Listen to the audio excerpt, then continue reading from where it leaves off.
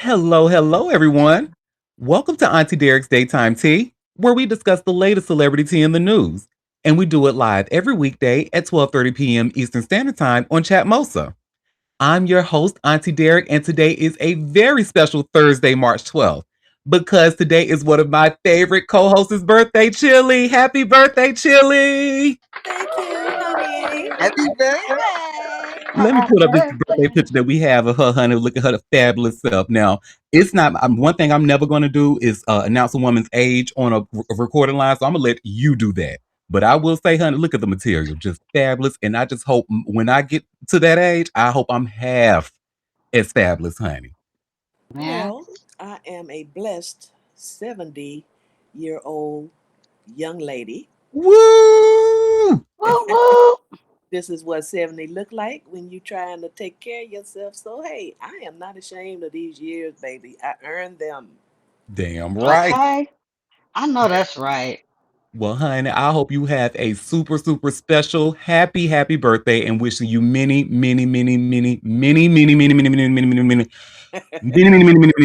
more birthdays. Okay. And Oh, thank many you. more. I might add another one on there. Many, Many more. okay. Thank you, everybody. You are most welcome. And also on the mic, we have my gorgeous moon and my Libra queen. Hey, ladies. Hey. Hey. And shout out to the listeners as well, holding it down in the chat. Well, I think that's enough classic for one day. Let's go ahead and get ratchet for Chili's birthday. Let's go ahead and jump into the tea, honey. Oh, yes. I'm here for the tea time. A ratchet Yeah. birthday tea time, period. Yes. Well, unfortunately, the first story that we have to talk about is about death. Unfortunately, Eminem is not having he's losing a lot of people around him. Unfortunately, and you see the first person that we're going to talk about is DJ Lord Sear, and you see where it says here by way of TMZ, Eminem's rap DJ Lord Sear dead at only 53 years old. So, Lord Sear, a legendary DJ in the world of hip hop, who also worked closely with Eminem on his radio channel Shade 45, has died. Hmm. Eminem honored Sear's death in a Wednesday post on social media saying, Sear was more than a voice on the radio. He was a force, a friend, and family to so many of us. Sear worked for the station as a DJ since its inception in 2004. He also joined the rapper on the Anger Management Tour in the early 2000s. A cause of death was not released. Eminem recalled how his beloved pal made him laugh while they were on tour together and remembered him as one of the greatest people to be around. Born and raised in NYC, Sear became one of the most recognizable radio voices in hip hop over his decades long career on air. He first got noticed as a DJ while on tour with rapper Curious. Then in the 90s, he landed a gig as a central voice as a central voice of WKCR's iconic Stretch Armstrong and Bobbito show. The show is credited with introducing Jay Z, Nas, Wu Tang Clan, and other major rap icons around the world, or major icons to the world. Excuse me. Sear created his own rap music, appearing on albums by the Beastie Boys, Big Pun, MF Doom, The Executioners, and Static Skeleton. In addition, Sear lent his distinctive voice to video games such as Grand Theft Auto 3 and Grand Theft Auto 4.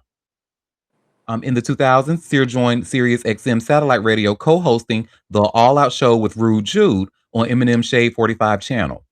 He branched out to host his own program, The Lord Sear Special, also on Sirius XM, where he remained until his passing.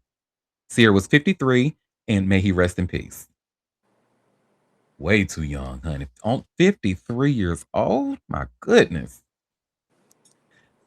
We keep that is very troubling to me because every time it's a hip hop person, black man in hip hop, that is like the cap age, 50 something.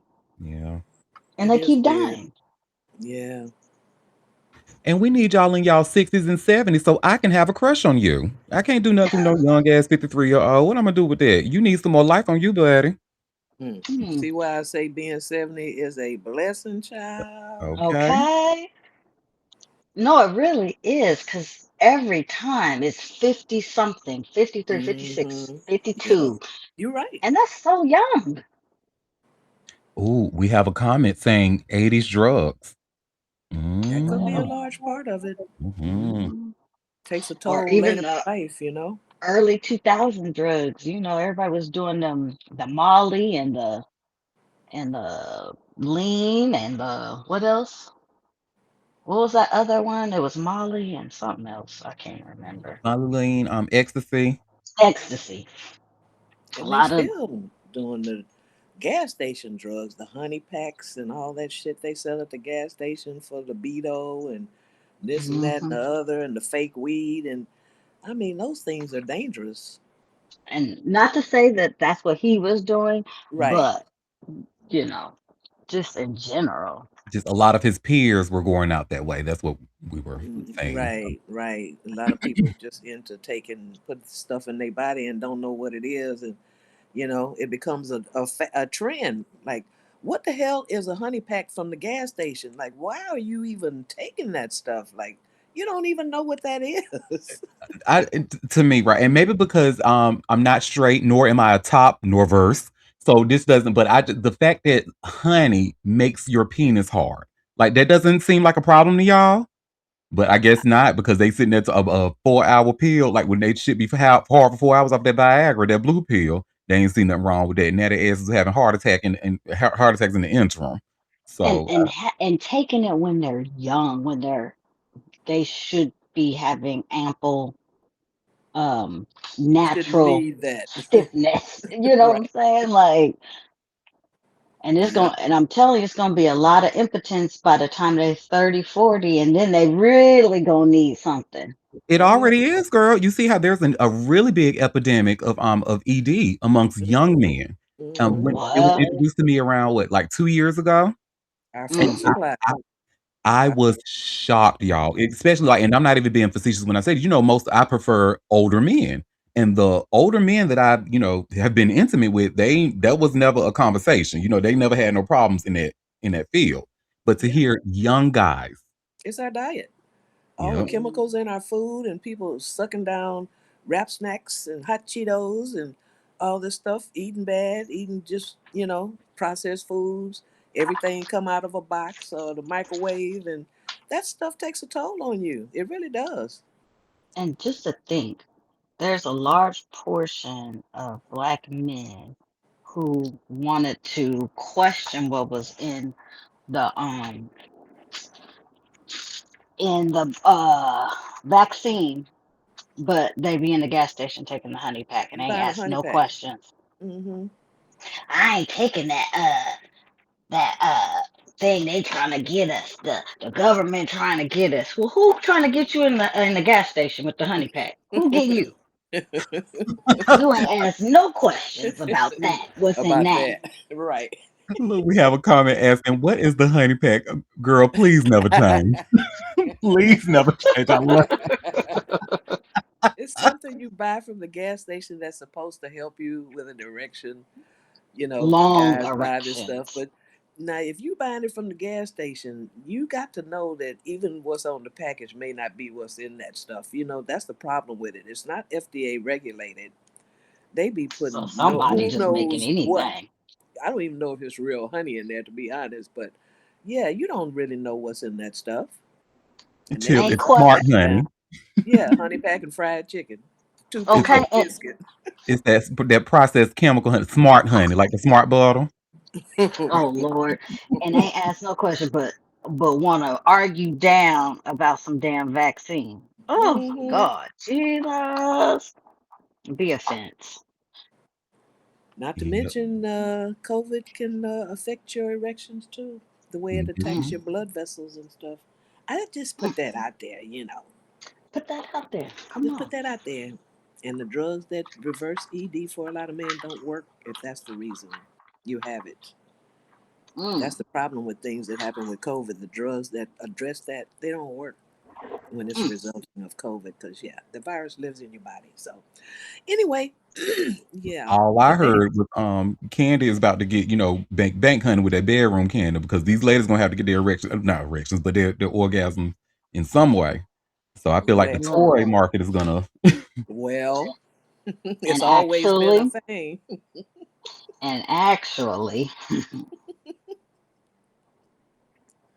Yep. Yep.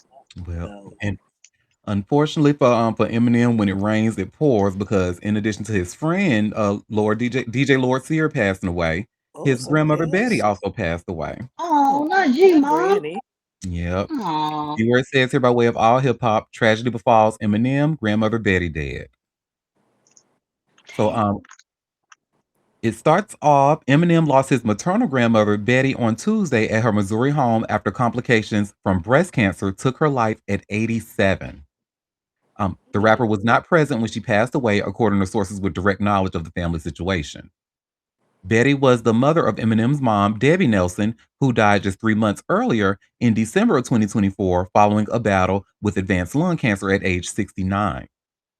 The loss marks Jeez. another devastating chapter in a family marked by profound pain and estrangement that has defined much of the artist's career and personal life. The relationship between Eminem and his grandmother was complicated. In an August 2000 interview with London's Mirror newspaper, Betty expressed her heartbreak over the growing distance between them. Betty reflected on the boy she once knew, saying, "When I hear his vile, disgusting lyrics, I can't believe this is my Marshall, the same boy who used to come and sit on my lap." A few years later, M's grandmother came to his defense when he was being criticized by media over his rhymes.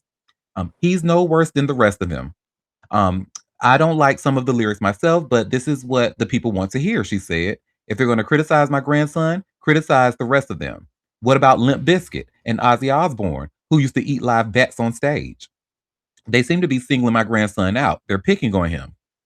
Despite her loving overtures, Betty expressed sadness at not speaking to the rapper who was feuding with his family at the time. "He was my first grandchild. I was there when he opened his eyes. I love that boy. I want to stop this war between us because life's too short. I want him to hang in there because everything's going to be okay." Eminem's father, Marshall Bruce Mathers Jr., died in June of 2019 from a heart attack at his home near Fort Wayne, Indiana, at age 67. The rapper had virtually no relationship with his father, who abandoned the family when Eminem was just an infant. This absence left deep scars that the artist channeled into his lyrics throughout his career. Rest in peace to Betty Crescent. Rest in peace, G Mom. Yep. So sad to hear it. Well, that's that on that, honey. This next story. Now, Ray J. But I don't know if y'all saw the news with Chris and Kim. They coming out saying, "Wait, I didn't release any sex tape. I didn't. What do you mean? I didn't orchestrate any sex tape." And you see where it says here by way of TMZ, Kim Kardashian, Kris Jenner denied orchestrating sex tape release under oath. Did she know it was on TV? Does she not remember?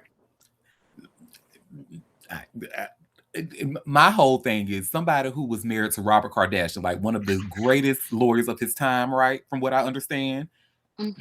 like, girl, did you get with Caitlyn and just lose your mind? Like, girl, anywho. It was literally that was the subject matter in the beginning of Keeping Up with the Kardashians, their first season. Mhm. Well, now she over there like she instead of saying that she should have played the fifth, honey. But hey, what do I know? Well, Kim Kardashian and Kris Jenner are fighting back at Ray J's accusations that they plan to release the infamous sex tape, denying it all under oath.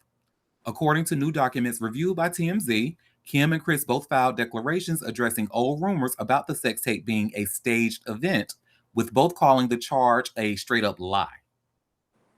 Kim says Ray J's claim that I had a plan with my mother and others to release a sex tape, defraud the public, and file a fake lawsuit against the porn company that released it to create buzz is a lie.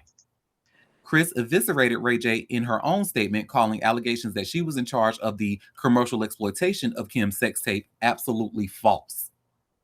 She goes on to say she did not make my daughter Kim film any sex tape or decide what tape to release, as defendant further outrageously claimed in his cross complaint.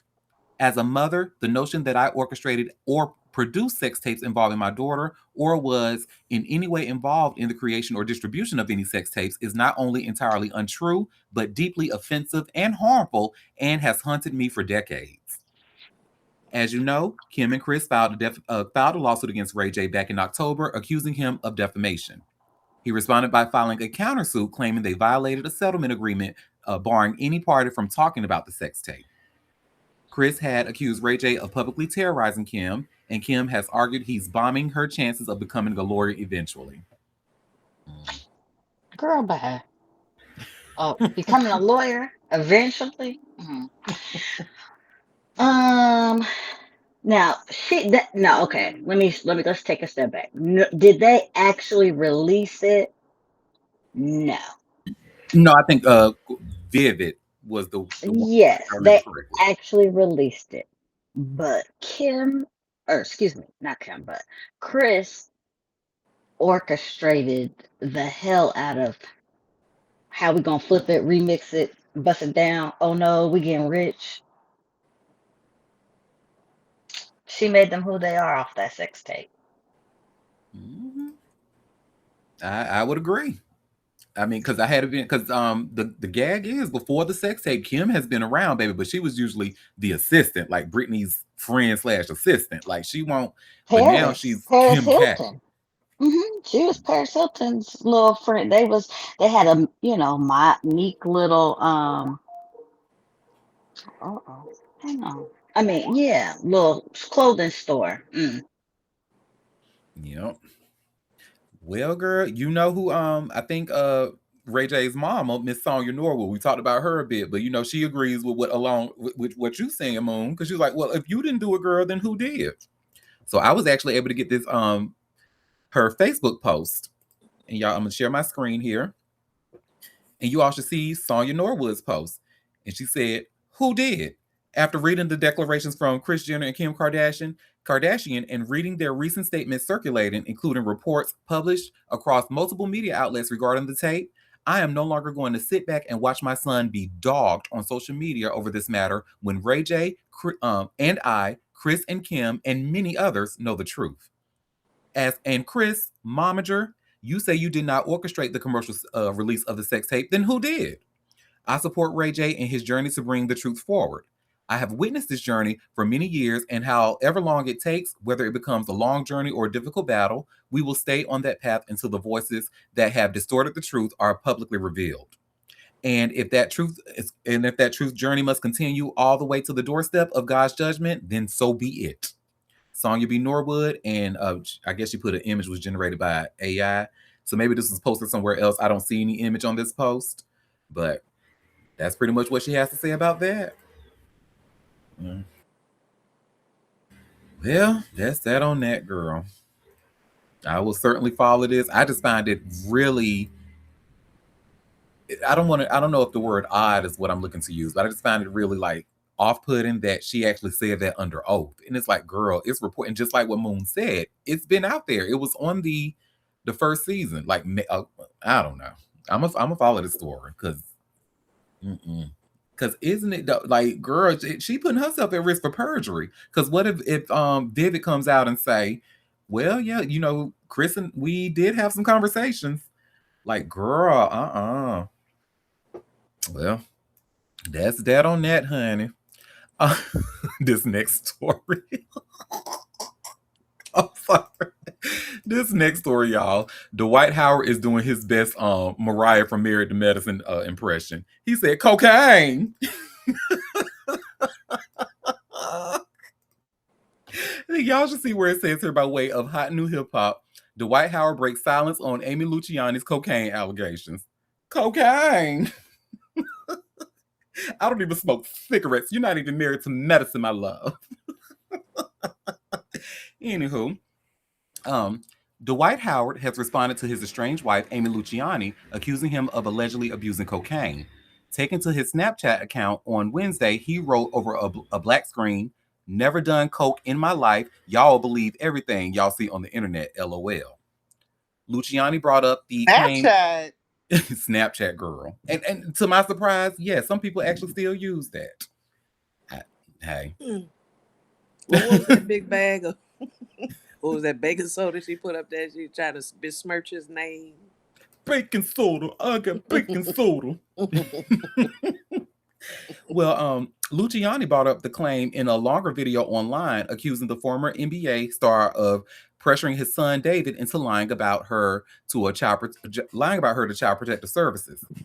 I have personally had to call the police on him 3 times in a barely 14-month marriage, she said.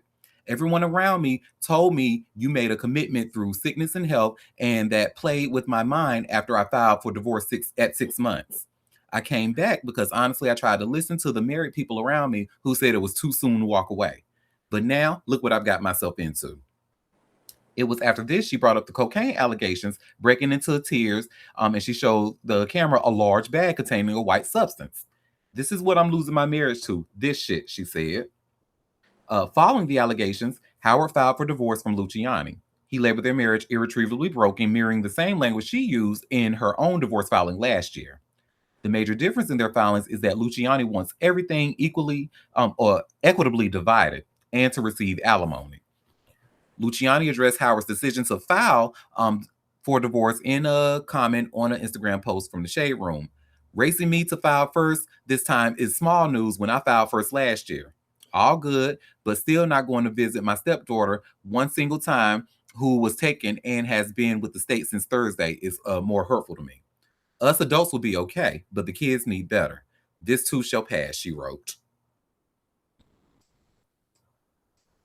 Javelin. I mean, Dwight, honey, you must have forgot. We saw your ass, honey, with that cocaine charge. Yes, let's go in that game, honey. That ass was hot, baby. I know what a coke high looked like. So, I've been in this life a long time. I know what it looked like. But he said cocaine. That's that on that, child. Ooh, y'all. This next story. So Lauryn Hill, let's talk about Lauryn Hill and her money troubles. So you see, I just shared this TMZ article, Lauryn Hill on repayment plan to resolve massive tax debt. So I just want to say, like, I've always actually kind of hated this because it kind of reduced Lauren to like they almost try to like Wesley Snipes her, if y'all remember, like 3 years back. And her tax problems have been like the butt of the jokes for years now. And I'm just like, okay, like come up with something else. Because I mean, the first couple of years was okay, yeah, funny. But then they just kept doing it. And I'm like, y'all ain't got nothing else. But anyway. Yeah, this is old. Mm-hmm. Well, Lauryn Hill allegedly owes a substantial six-figure sum in back taxes, more than a decade after she spent time behind bars over issues with the IRS. But the legendary singer spokesperson tell us the entertainer is handling the matter. According to official records, the New Jersey Division of Taxation filed 2 separate liens against the Grammy Award-winning entertainer. The first was over an unpaid debt totaling $133,246, and the second was over $758,912.02. Both liens remain active in the system. A spokesperson for Lauren tells TMZ Ms. Hill is complying with the repayment plan she entered into with the state of New Jersey to resolve state income tax liabilities incurred after cancellation of a tour, which greatly impacted the tour's cash flow. It appears to relate to Lauren and the Fugees' plan to tour back in 2024, which they called off days before the show. Back in 2012, Lauren pled guilty to 3 counts of tax evasion. Prosecutors accused the legendary singer of failing to file returns on $1.8 million she earned between 2005 to 2007. Lauren was released from the Federal Correctional Institution in Connecticut in October of 2013. Oh, well, that's that on that. So she's coming up with a plan to pay them back, pay the state of New Jersey back. And that's that on that. Well, and she got some other good news as well. This news actually just broke shortly before the show just started. So you remember her? We talked a bit about her former bandmate, Praz. We talked about him quite a bit. Well, now, honey, it looks like you see here that's reported by way of Billboard. Praz Michelle drops fraud lawsuit against Lauryn Hill to end Fugees' battle as 14-year sentence looms. So I feel like, hey, he like, damn, I got better things to worry about at this point. But ain't that the truth? Like his own health, like you, child. Well, Fugees rapper Praz Michelle has dropped his lawsuit against former bandmate Lauryn Hill that accused her of defrauding him and gross mismanagement. Praz sued Hill in 2024 over a range of alleged wrongdoing, including claims that she had exploited his ongoing legal troubles to get him to agree to a reunion tour. Hill strongly denied the accusations, saying Michelle's lawsuit was full of false claims and unwarranted attacks. But in a court filing on Wednesday, obtained and first reported by Billboard, attorneys for both Praz and Hill agreed that he would voluntarily drop his lawsuit. Neither side immediately returned requests for comment or more details on what led to the dismissal. One possible reason is that Praz is set to start a 14-year prison sentence later this month after he was convicted in 2023 on illegal foreign lobbying and conspiracy charges. He's currently appealing that verdict and asking the court to allow him to stay free while he does so, but such challenges typically face long odds. Wednesday's dismissal came with a caveat, however. It was filed without prejudice, a legal term meaning that Praz could theoretically refile the same accusations against Hill at some point in the future. Comprised of Hill, Michelle, and Wyclef Jean, the Fugees rose to fame in the 1990s with hits like Killing Me Softly, Ready or Not, and Fuji La. After splitting up in 1998, the three each had successful solo careers and mostly stayed separate until recent years, when they attempted multiple reunion tours. In 2019, Michelle was hit with a sweeping federal criminal charges over accusations that he funneled money from fugitive Malaysian financier Joe Low, the mastermind of the billion-dollar 1MDB embezzlement scheme, to a lobbying campaign aimed at getting the first Trump administration to drop its investigation into Low. He was also accused of secretly funneling Low's money to Barack Obama's 2012 presidential campaign, and later trying to influence an extradition case on behalf of China. In April of 2023, following a trial that included testimony from actor Leonardo DiCaprio and former U.S. Attorney General Jeff Sessions, Michelle was convicted on 10 counts, including conspiracy to defraud the U.S. government. Last year, he was sentenced to 14 years in prison and ordered to forfeit a whopping $64 million alleged linked to the scheme. Michelle sued Hill in 2024, claiming she had exploited his mountain legal bills to get him to sign onto a plan for the 2023 tour with false promises, a deal he said enriched Hill at his expense. His lawyers claimed she took advantage of a desperate man who needed to pay expensive criminal lawyers, using an advance of cash to get him to sign a deal with, I've never used this word before. Is that onerous terms? Yes. Onerous terms. Oh, ow. That he would have easily rejected in the years before his criminal conviction. Hill denied Michelle's accusation at the time, saying he had admitted many key facts about the dispute, including that she had made sure that he secured a $3 million advance to pay his legal bills, and that he had not yet paid that money back. This baseless lawsuit by Praz is full of false claims and unwarranted attacks, Hill wrote in her response. Still, she said, despite his attacks, I am still compassionate and hope things work out for him. Ahead of Wednesday's dismissal, Michelle's case had been in discovery for months as the two sides exchanged evidence.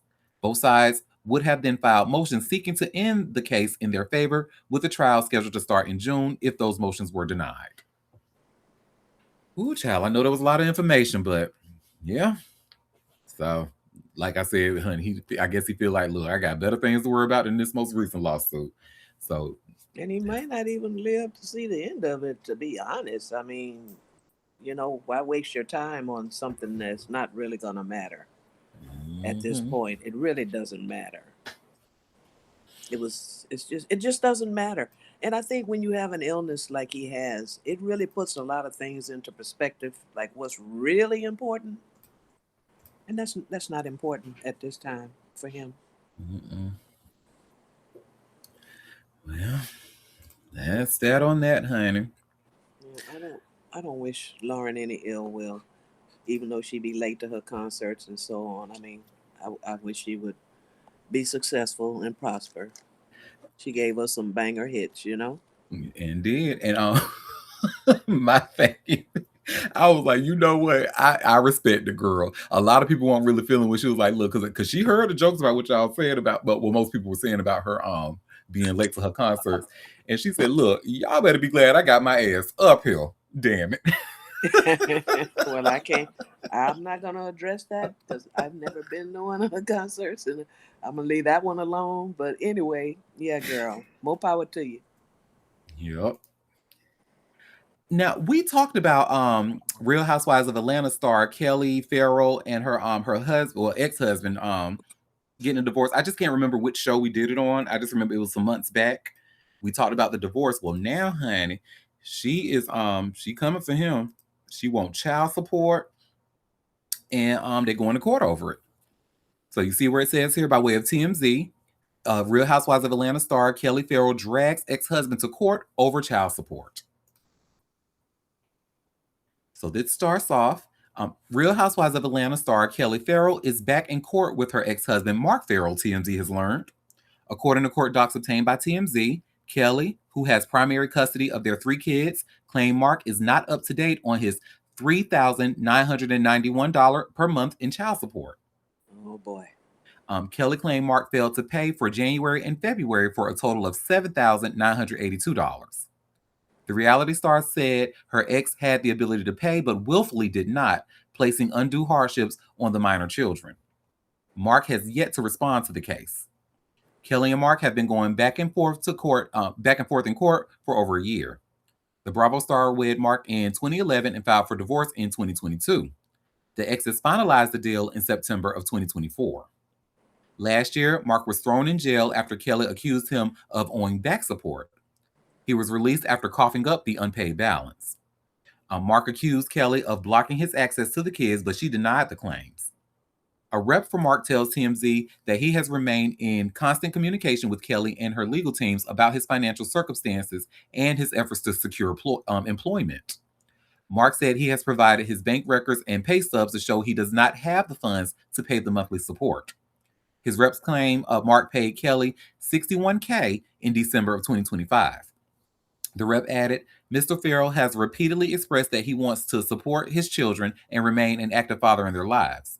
At the same time, he has made numerous requests over the past several months to see his children, which have gone unanswered or denied. Kelly's rep told TMZ, Kelly's top priority is the well-being of her daughters, 3 of whom she shares with Chavallo. Their daughters deserve the support of both parents, emotionally and financially. The responsibility of raising and providing for them should never fall solely on one parent, even after a marriage has been dissolved. Kelly looks forward to this matter being addressed thoroughly and resolved in a timely manner. Mm-hmm. So that's that on that, honey. I feel like this is gonna get way more messy than what it has to be. She's claiming that he has the money and is choosing not to pay. He's coming back and say, well, wait a minute, I gave her $61K in December. So, and she know I'm trying to find a job. So, that's that on that. What we got next? Sorry, fellas, a woman scorned ain't nothing to play with. Y'all better stop playing with these ladies because they gonna go for your jugular every time.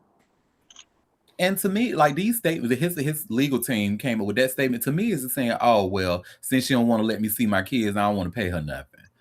Like that's Oh what it sounded no. like to me. Yeah, and I hate that too.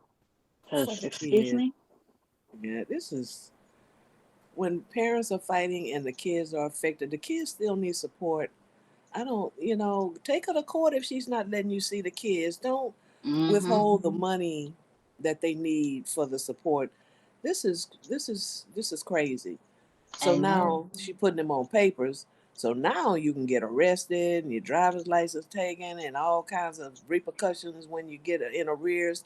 You know, fight it out in court. Do not make your children suffer. I hate it when this happens.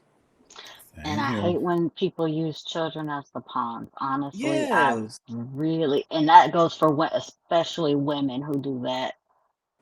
it's I, not their fault. yeah, Leave and them I know out of it. plenty. And I I ain't know saying plenty of she women right too. and he wrong and he right and she wrong or whatever y'all Hmm. got going on. Leave the children out of it. Let the children see their father. That's their father.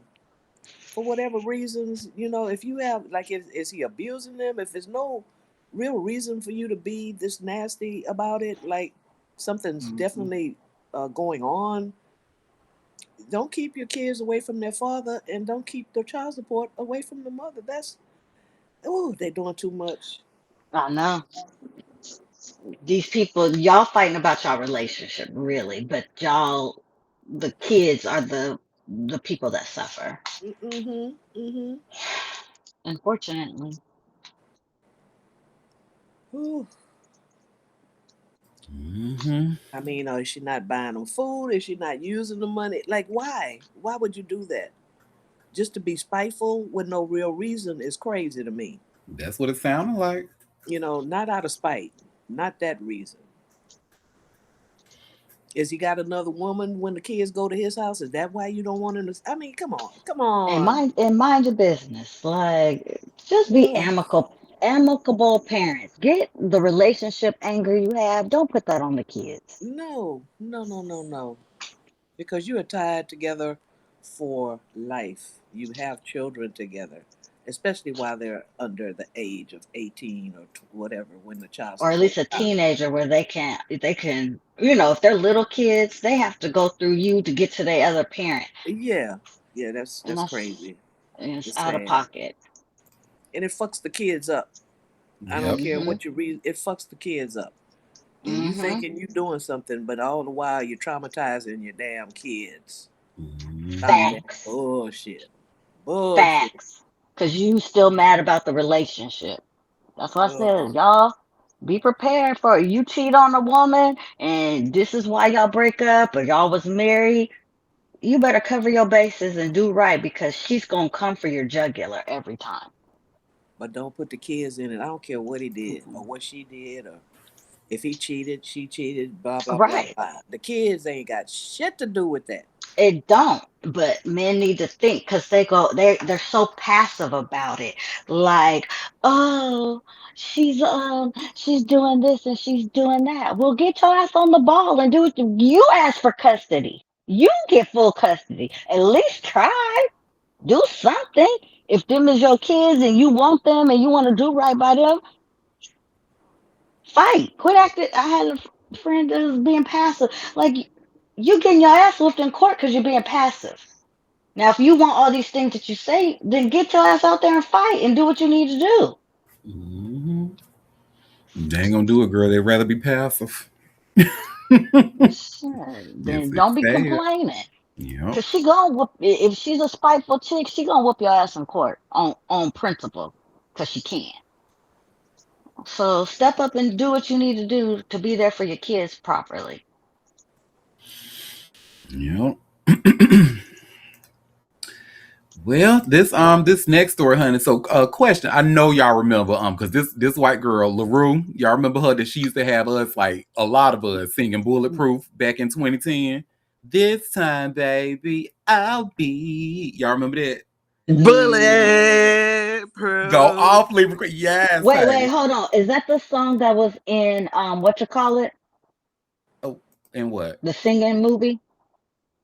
Oh, I don't know. I don't know because I know they just it was in every retail store, on every radio, Uh-huh. but you could not escape that But song wasn't when it came it out. was it with David Guetta or whatever? Girl, Possibly. I don't know. Oh Lord, y'all don't have no. Okay, what's the name? LaRue, LA, and then ROUX. Well, I brought her up because usually we don't really hear too much about her. She usually just sits and mind her business. But baby, why Kanye West tried to come for her? Cause he's weird. No, and it's very weird at this. He really because over some shit he done did. And y'all see where it says here by way of all hip hop, singer LaRue says Kanye threatened her career after she commented on his sexual strangling incident. Bro, when I was reading this story, I'm like, I knew Kanye was a dirty dog, but like, damn, nigga. Well, He's a dog. He's a dog. He's a dog. He's a dog. Okay. that part. Well, Kanye West faces mounting legal troubles as a model's allegations gain support from witnesses and celebrity corroboration in a sexual assault case. Jennifer Ahn, a former America's Next Top Model finalist, filed suit in November 2024 under New York City's Gender Motivated Violence Protection Act. The incident allegedly occurred during a September 2010 music video shoot for LaRue's In for the Kill remix. According to court documents obtained by Rolling Stone, Ahn claims West singled her out on set saying, "Give me the Asian girl." She alleges he then choked her with both hands, smeared her makeup, and forced his fingers down her throat while yelling, "This is art. This is fucking art. I am like Picasso." LaRue, whose real name is Ellie Jackson, confirmed the incident in 2024. Instagram messages to On. Jackson wrote, "I could never forget that. It was horrific." She also revealed that West threatened her career if she spoke publicly about what happened. In 2020, Jackson said West demanded she write him an apology email after learning she commented on the incident. Makeup artist Liz Martins also submitted a signed affidavit supporting On's claims. Martins stated she witnessed West forcefully put his fingers down her throat and told her to suck on them. She added, "This sexual assault was not part of the script. Everyone on set was shocked and nervous to step in because of Kanye's influence." West's legal team filed a motion to dismiss the lawsuit, arguing his conduct was protected artistic expression under free speech principles. And On's attorneys pushed back, filing 5 exhibits, including witness testimony and contemporaneous communications.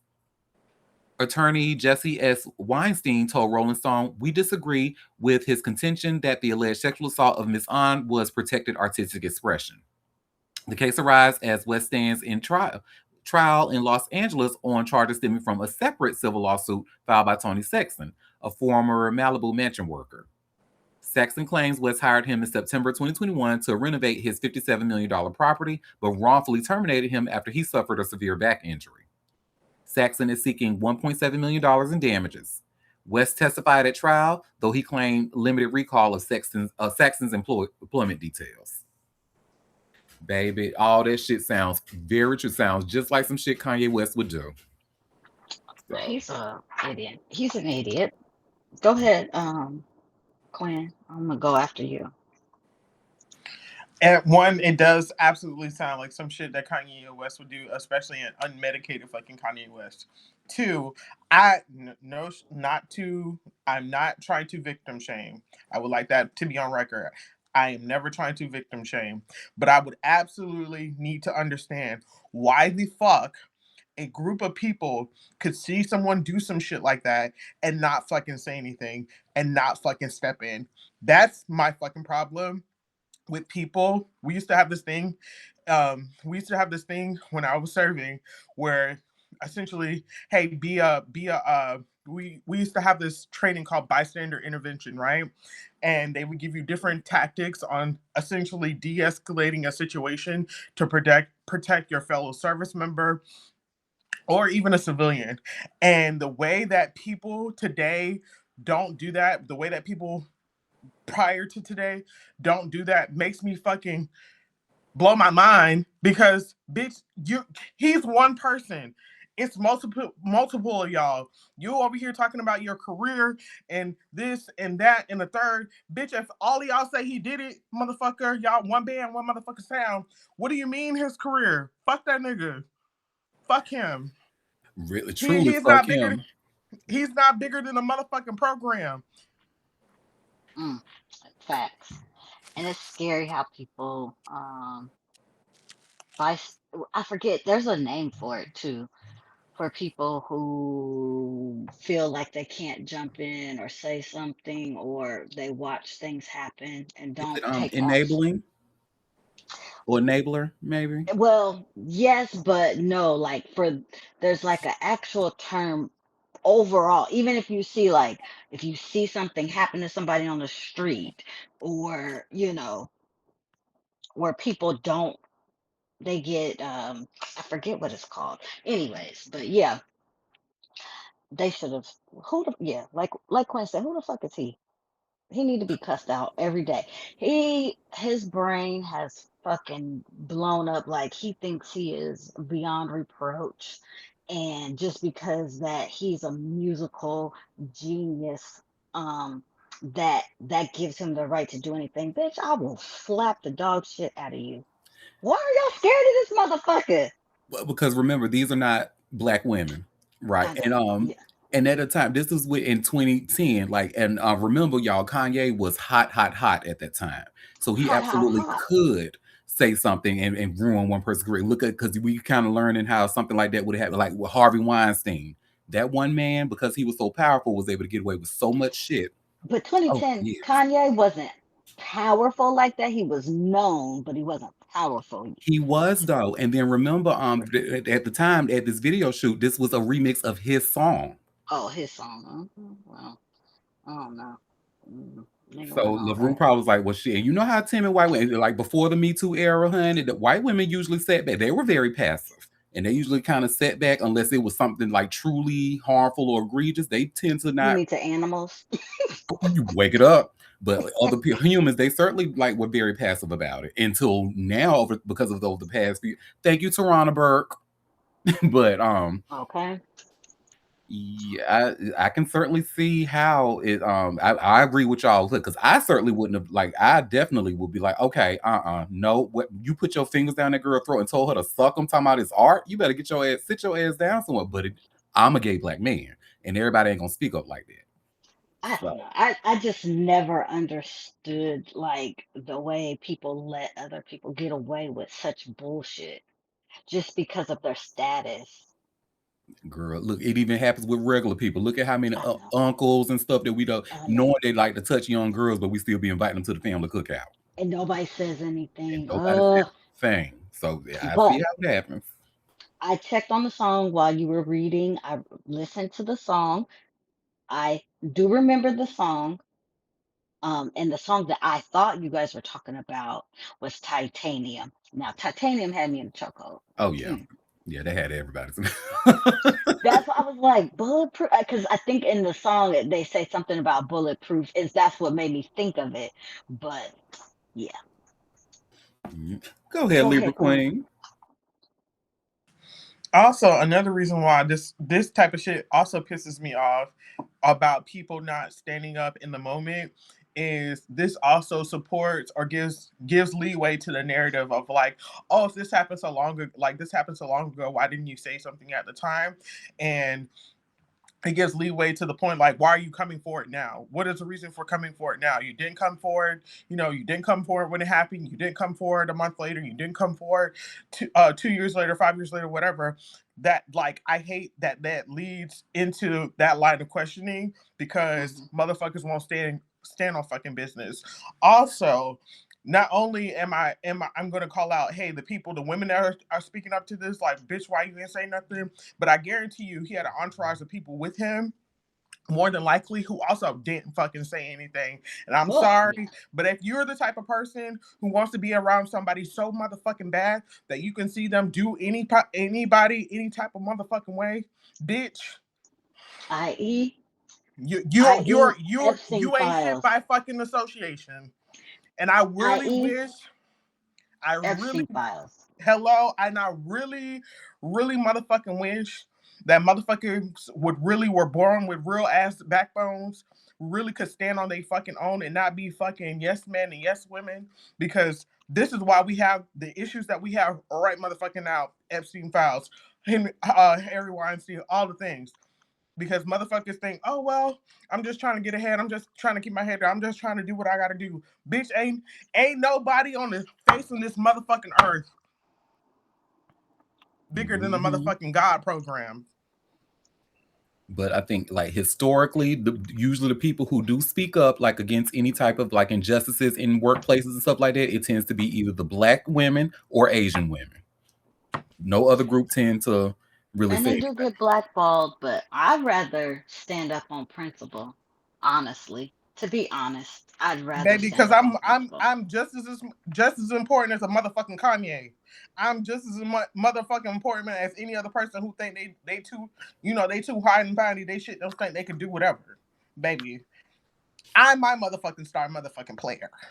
And I need other people to have that same fucking mentality. But I also need other women to be in community with other fucking women and really be a fucking girl's girl, a woman's woman. Because You ain't no know, fucking way.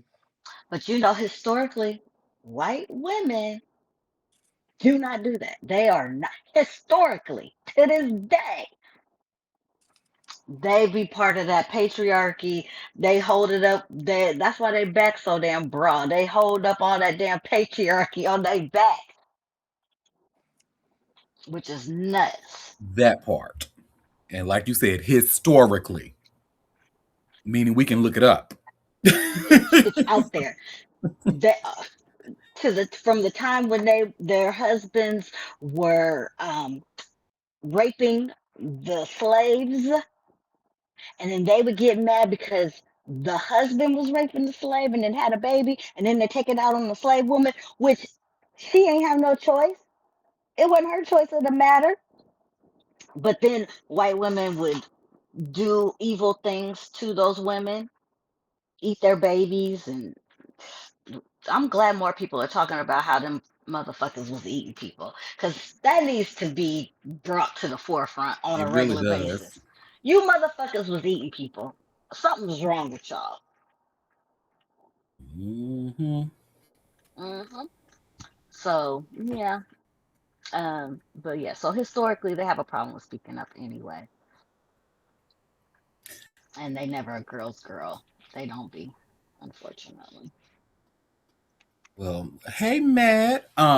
While we sit here talking about history, let's talk about like the history of nice guys, right? You know how historic nice guy, a guy who comes around claiming to be such a nice guy, Hmm. and historically what he ends up being, An asshole. a asshole or even a predator most of the time, right? Oh yeah, that too. A predator. Well, Hmm. baby, Kanan is no different. Are y'all familiar with him? No, Kanon. Oh wait, is he a rapper? Uh Okay, huh. I Who? From know him. from I thought out maybe of he's a Oh, singer. I know who this is. yup. I think he's a singer and rapper. I've really only heard like one of his songs. I don't know who this is, Jesus. Couldn't recognize him from a And he's can a of paint. predator. Ugh. Girl, try to pretend to be a nice guy, hun. And you see where it says here by way of all hip hop, Grammy winning rapper accused of transforming from charming to predator rapist. Oh my god, I'm so sick of this shit. Hmm. Well, Kanan faced his accuser in Quebec City court on Tuesday when his sexual assault trial commenced with testimony describing how the Grammy winning rapper transformed from charming to predatory during a 2010 hotel encounter. The Somali Canadian artist, whose real name is Keenan Abdi Warsame, stands accused of assaulting a woman in her 20s at the Hilton, Quebec, while performing at the festival Diete de Quebec that summer. If I mispronounced that, y'all, I'm true sorry. Lo siento. Um, the alleged victim testified she met K9 online and arranged to see him during his performance. She described him as absolutely charming initially, but said he became enormously angry when she mentioned not having a condom. According to CBC News, she woke during the night to find him having intercourse with her without consent. How could an extraordinary man become a monster and use me like that? She testified. She maintained contact with Kanan after that night, texting him the next day, I had a beautiful time meeting you, but I have not been sleeping well about the non condom thing.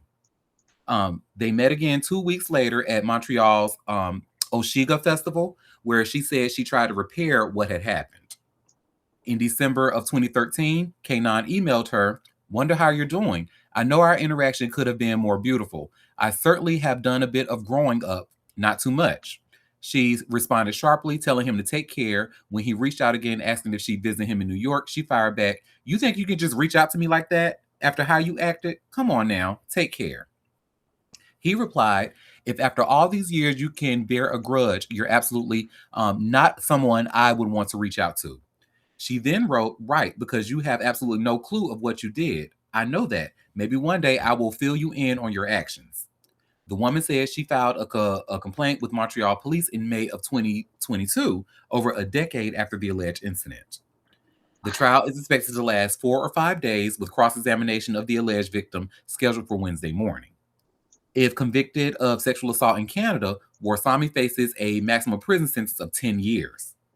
Kanan built his career on socially conscious hip hop, earning a Grammy Award for his song Refugee and international recognition for the 2009 anthem Waving Flag. The track became a global phenomenon, used as the official song for the 2010 FIFA World Cup. Before his legal troubles, he transitioned into filmmaking, winning the Pressy Prize at film festivals, and established himself as a respected creative voice addressing social change through art. Mm. Mm-mm. Yep. Classic. Yeah, very classic. Very classic, honey. Mhm.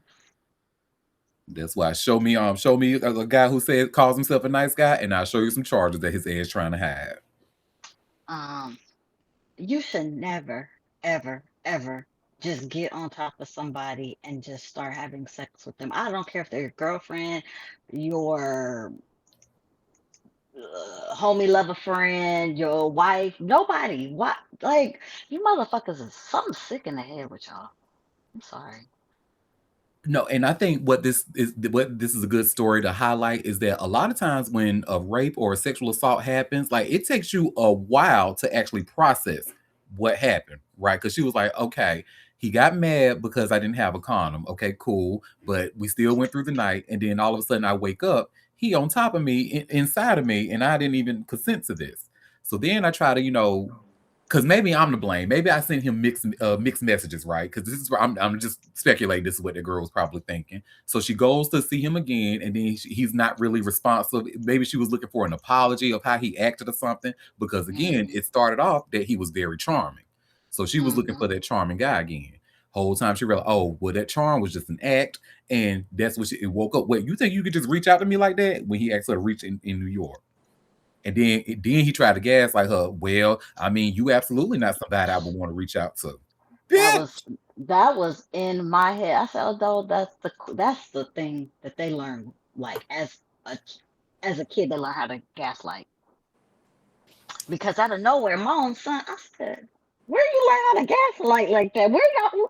Who taught you that? Like, Mm. it's like it's born into their DNA or something. It's weird. I don't Mhm. like it. Well, and it's truly patriarchal, right? It's in our media. It's we learned it in the churches. We learned because I even they tried to eat me up on Twitter when I brought the attention to because I don't know if y'all remember that day where men were actually commenting on postpartum depression. And I'm Oh like, Lord, well, hold up now. Neither one of you motherfuckers can give birth. not near. So So why you say that? So I'm like, so then somebody he put a question like, why do men feel so comfortable with talking about women's bodies like that? I said Christianity is why, and I'm not even kidding. And then I went on to elaborate, Christianity teaches every young girl that their body belongs to everyone but them. So it belongs to your husband, it belongs to God. God. it but no, it just does not belong to you. So when you grow up, when you seeing stuff like that, in which is being translated to media, which is translated in music, it's really easy to see how young boys can grow up and try to gaslight them. You see what I mean? Like it's all around us. And then women reinforce that. Hmm? We do. We reinforce that in the bedroom, in sex talk. There's all kind of reinforcements and shit that women partake in. You don't even think that that's what that is, but it really is reinforcement. Hmm. Mm, it's so sad. It's so yucky. Well, I won't say, on a recorded line what I think should happen to all rapists, but I think y'all Guess picking what up they what I'm doing saying. in Italy? Castrating them. Yes. Well, no, I think it should be further than castration, honey. Well, yes, but they doing chemical castration They just to need to take rapists the and chemicals pedophiles. I said I was gonna say that. I was gonna say let the chemicals turn them into dust, but I said I was gonna say that on a recorded line. you know, you said let the chemicals work their way through the whole body. The whole body, the whole shebang. Head, shoulders, knees and toes, knees and toes. Well, you're not wrong. Well, y'all, let's get into some white people business, honey. Oh Lord, what kind of business What they they got do? What besides they eating doing? folk? Well, what they doing, honey? So, Scooter Braun's ex is getting cozy with Tom Brady. Oh. We have a comment skip. Hip to the loo, my darling. That's a good headline. Okay, cool. Good for her. She said, "I'm moving on up." Hmm. Mm. Well, Okay. Well, Tom Brady might be looking to score a touchdown in the dating department because he was spotted getting close with Scooter Braun's ex-wife at NFL stars Tony Gonzalez's birthday bash in Los Angeles recently. An insider tells Page Six the 48-year-old NFL commentator and Yael Cohen Braun, and if I'm mispronouncing her name, I am so sorry, but she's 39 years old, and they were huddled up at the bar together and left the party together. The party was reportedly at Lauren Sanchez and Jeff Bezos' house. Tony is Lauren's ex, and they welcomed a kid together in 2001. A source at the party confirmed to TMZ that Tom and y'all were hanging out and getting close at the event. TMZ has reached out for comment. So far, no word back. Look, let them folks hook up and get their rocks off in Yeah. peace. And you know who agrees with you, Moon? Of all people, Scooter Braun. Like, don't nobody want to know about that. Let them get that shit off. And you see where it says here by way of TMZ? Scooter Braun unbothered by Tom Brady hooking up with his ex-wife Yael. He said, I know she bad. Go ahead, Tom. Go on at it. Bruh, I get it. You know, shit. She out my pockets now. Amen. Amen. Well, Tom Brady doesn't have to worry about the so-called bro code when it comes to hooking up with Yael Cohen Braun, the ex-wife of one Scooter Braun, TMZ has learned. A source connected to all of the involved parties tells us Scooter has no issue with the news Tom and y'all getting cozy at the recent Hollywood bash and eventually left together, even though Scooter and Tom have become pretty good friends. We're told Scooter's totally unbothered and considers Tom a good guy. So I'm going to just stop it right there. Like, what he gonna do? She a grown-ass woman. But didn't we just have a whole conversation about men don't own women? Yep. And so she could go wherever and whoever she wants to. And he can't say shit about it. I would just advise her to because I know Tom Brady's getting some some money in other ways, but he's still a retired football player who just so desperately act like he can't stay off that damn field. So I don't know, maybe just like get that dick and go. Like, don't make it serious. I don't know, but go ahead, Libra Queen. I would say that. You know why he don't care? One, because it's an ego boost for him. Because he can say, Tom Brady wanted my ex-wife, my quote unquote leftovers or whatever. So I'm pretty sure that's what it is. One of the things that it is an ego boost. Even though he says, "Oh, he's a good guy, we're cool, whatever." But also too, just like someone else mentioned, she could stop hitting his pockets. Oh yeah, she was like, "Oh yeah, go get some of Tom's money." Yeah. I feel like those are the two, fighting little angels or little thought processes in the back of his motherfucking head. Like, I don't care, you know what I'm saying? I had a baddie and she bad enough that Tom Brady want her. Exactly. And she got my kids. You know what I'm saying? So I mean, cool. For them He white probably people. messing with somebody else right now. That's how it should be. Mind your business. Don't write. What he gonna do? And based off of these images up here, I mean, Tom looking a little, yeah. I mean, he always looks a little bit yuck. But I'm just saying that these people got tans and color to their skin. You know what I'm saying? A little something been happening. But this motherfucker look like a ghost. He looking a little Casperish. Well, he ain't got no for real swag. His swag was tied up in football. His swag was tied up in his ex-wife who left his ex. Well, that too, and football. Mm-hmm. But yeah, we can go on to the next story. We've discussed the hell out of them. It's good. Well, this is that Max Crosby story I was telling y'all about. Okay. Go ahead. I'm going to go ahead. We won't skip, but go ahead and clip it. Well, you all should see here where it says by way of TMZ, Max Crosby happy to be back with Raiders after Ravens trade collapses. So Max Crosby is addressing his fumbled trade from the Las Vegas Raiders to the Baltimore Ravens, saying he's pumped to give it another go with his original team. The five-time Pro Bowler shared his public statement on Wednesday via social media just a day after the Ravens backed out of the transaction over concerns about Crosby's physical. Everything happens for a reason, Crosby said alongside a popular meme featuring WWE legend The Undertaker on Twitter. Believe nothing you hear and half of what you see. I'm a Raider. I'm back. Run that shit. The 28-year-old defensive end had a different tune when the supposed trade was announced, expressing how excited he was to visit Baltimore and meet the team. He even vowed to give everything he has to bring a championship to More. Crosby's first public statement about the failed trade also comes after his agent, CJ LeBoy, shut down several rumors surrounding the situation, including Diana Rossini's report that claimed the Ravens were going to sign Crosby to a revised contract that would have paid him near the top of the pass rusher market, and alleged medical concerns.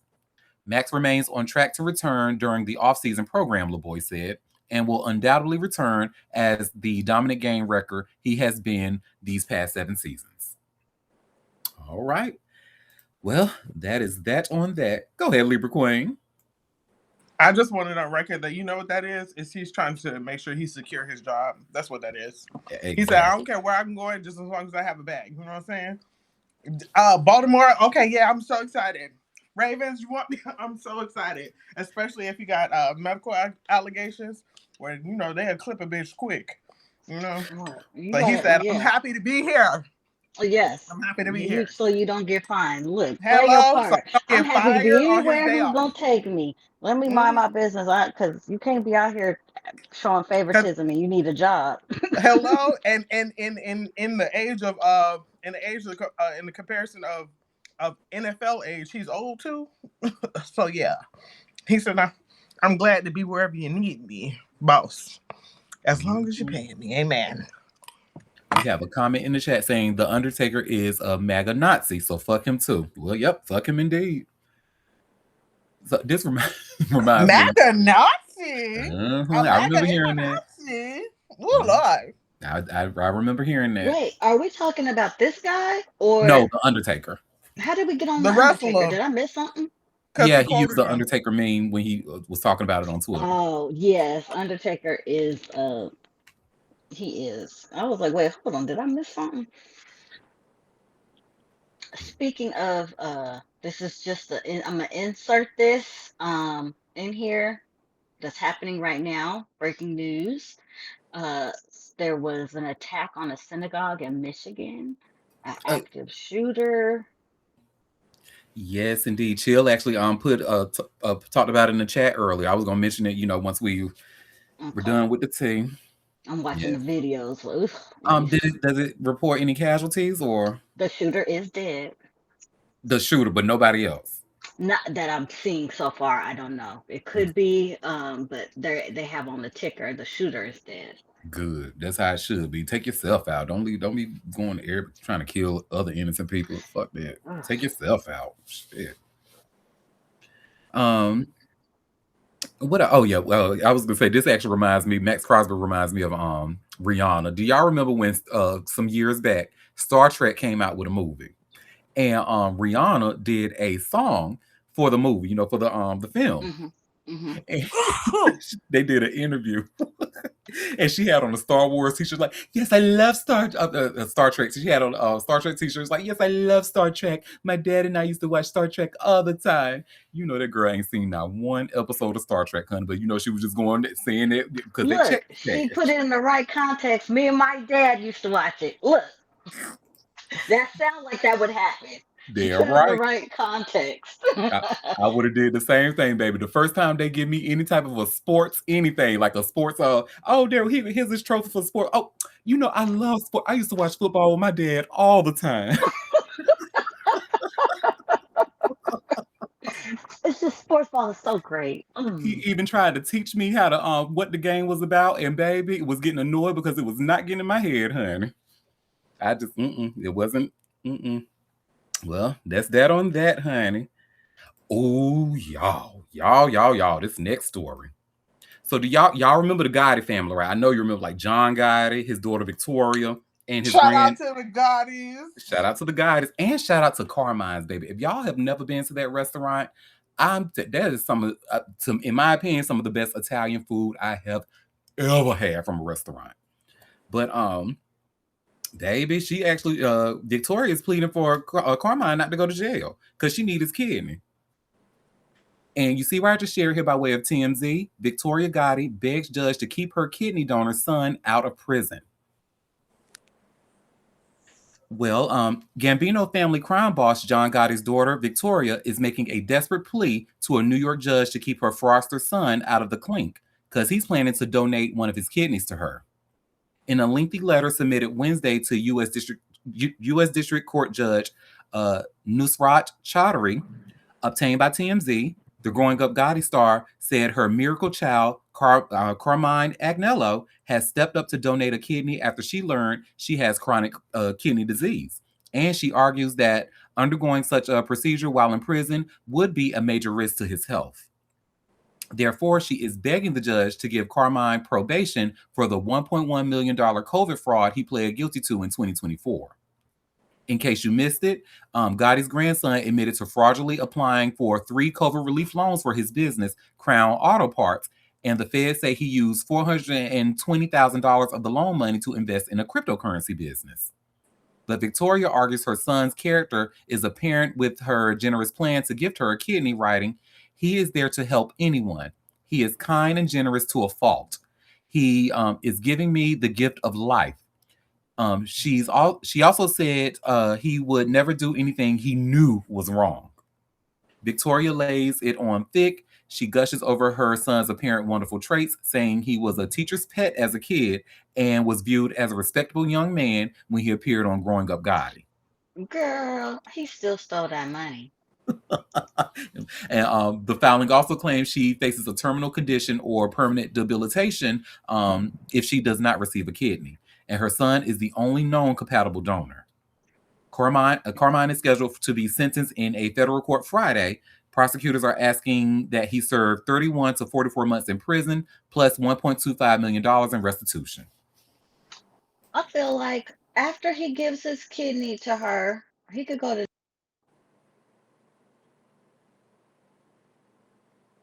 Oop, she must have got a call. I guess she was gonna say after the kidney, he can go to prison. After that. I think that's what she was gonna say. Oh, go ahead, Libra Queen.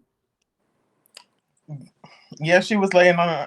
Yes, she was laying it on thick because, bitch, what you mean? He deserves probation and not jail time. First of all, I could have seen it if you would have said, "Hey, can we delay his sentence so he can recover and you know what I'm saying? Give me my kidney, recover, and then." But bitch, you don't want him to go to jail at all. Something he didn't know what he was doing. Every motherfucker who was getting a PPP loan, my God, today knew what the fuck they were doing. He just happened to be one that got caught. Sorry, You know not how sorry. mamas are. You know how mamas are. Shit. Don't He give a need to go to damn. jail. No, he need to go to jail, but you know, let him go after he give you the kidney. That's cool. Delay it, but not deny it, please, ma'am. Delay it, but not deny it, baby. That sounds like a motto, honey. Hey, Moderna. Welcome. Well, that is that on that, honey. Oh, girl, let's talk about Disneyland again, honey. The hell is going over at Disneyland? What happened now? Girl, they done got into a swatting accident. Or a swatting incident, rather. Oh. And you see where it says here by way of TMZ, Disneyland swatting host draws massive police response to park. So first that odor that don't nobody know where it came from, and then it had people sick and they vomiting, so they had to close down a certain area of the park. And now okay. Well, the happiest place on earth was the scene of a scary incident Wednesday evening when a fleet of police vehicles rushed to Disneyland in Anaheim, California after receiving a flood of bogus calls claiming there was an active mass shooting at the theme park. According to KTLA TV, dozens of patrol cruisers descended on the grounds of the theme park only to determine the calls to be another instance of swatting. Swatting is the term commonly used to describe a criminal host in which callers report false emergencies that prompt a response from police department SWAT team. Police reportedly cleared the scene out of an abundance of caution, but the park was not evacuated. The alleged swatting comes just days after multiple Disneyland staffers were taken to a hospital following a hazardous materials incident. A Disneyland official told us building materials being used by a contractor produced a reaction backstage at the theme park, which sent at least 5 employees to the hospital experiencing dizziness and shortness of breath. Adjacent areas were cleared of guests but reopened soon after. Sure. The contractor produced a reaction backstage. Wink, wink. Sure. Girl, okay, girl. Because my thing is that if that's the case, where's the contractor? Like, because if the contractor works behind around those materials, right? So they should. I mean, maybe they had on a hazmat suit or a mask, maybe, but I don't know. Something ain't right. Something ain't right. I'm really sick of the SWAT, and I hope they catch people who do the swatting because they need to go to jail. Oh Well, I think we're no. paying the price for what's going on. People are.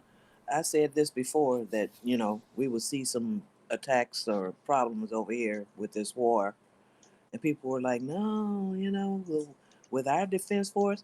I'm saying Oh, I'm not talking about them defending against somebody coming over here. We're worried about the people that's already over here. You don't think there's a lot of people from Iran, Iraq, uh, people embedded even in people our country? radicalized. Yeah, in our country, just waiting on an opportunity. The You Chinese know, damn still got sleeper cells here, so you thank know what I'm saying. you. So I'm like, y'all tripping. Anything could be used as a I don't weapon, know. a I car. don't understand why these people constantly be like, no, this can't happen. No, Hmm. bitch, they can't get missiles over here like that. But guess what they did in 9/11? They took the planes and made the missiles. Yep. Are y'all fucking dumb out here? And I want people to be very clear. They absolutely can get missiles to parts of the Well, United States. So there's parts, yes. Now, it would be a suicide mission, but they Well, could do it. yeah, yeah. And I mean, would they want the after smoke? But don't act like it can't happen. And I don't know why people love to talk about what can't happen.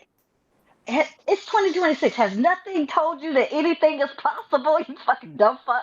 Y'all Mm. piss me off. They piss me off. Look at all these little Mhm. incidents going on. They didn't found somebody with the bomb. They wanted to bomb Mamdani.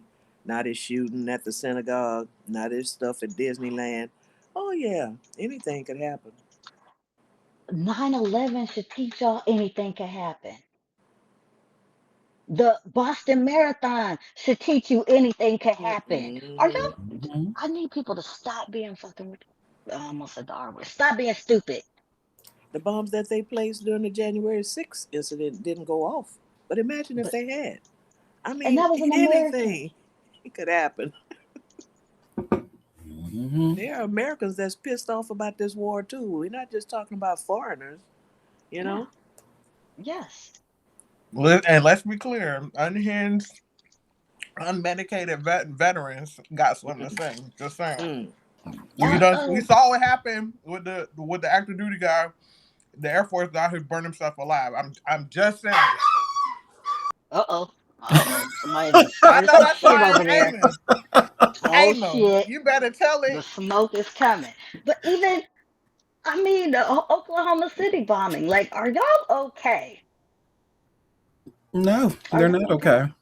Like, this denialism shit.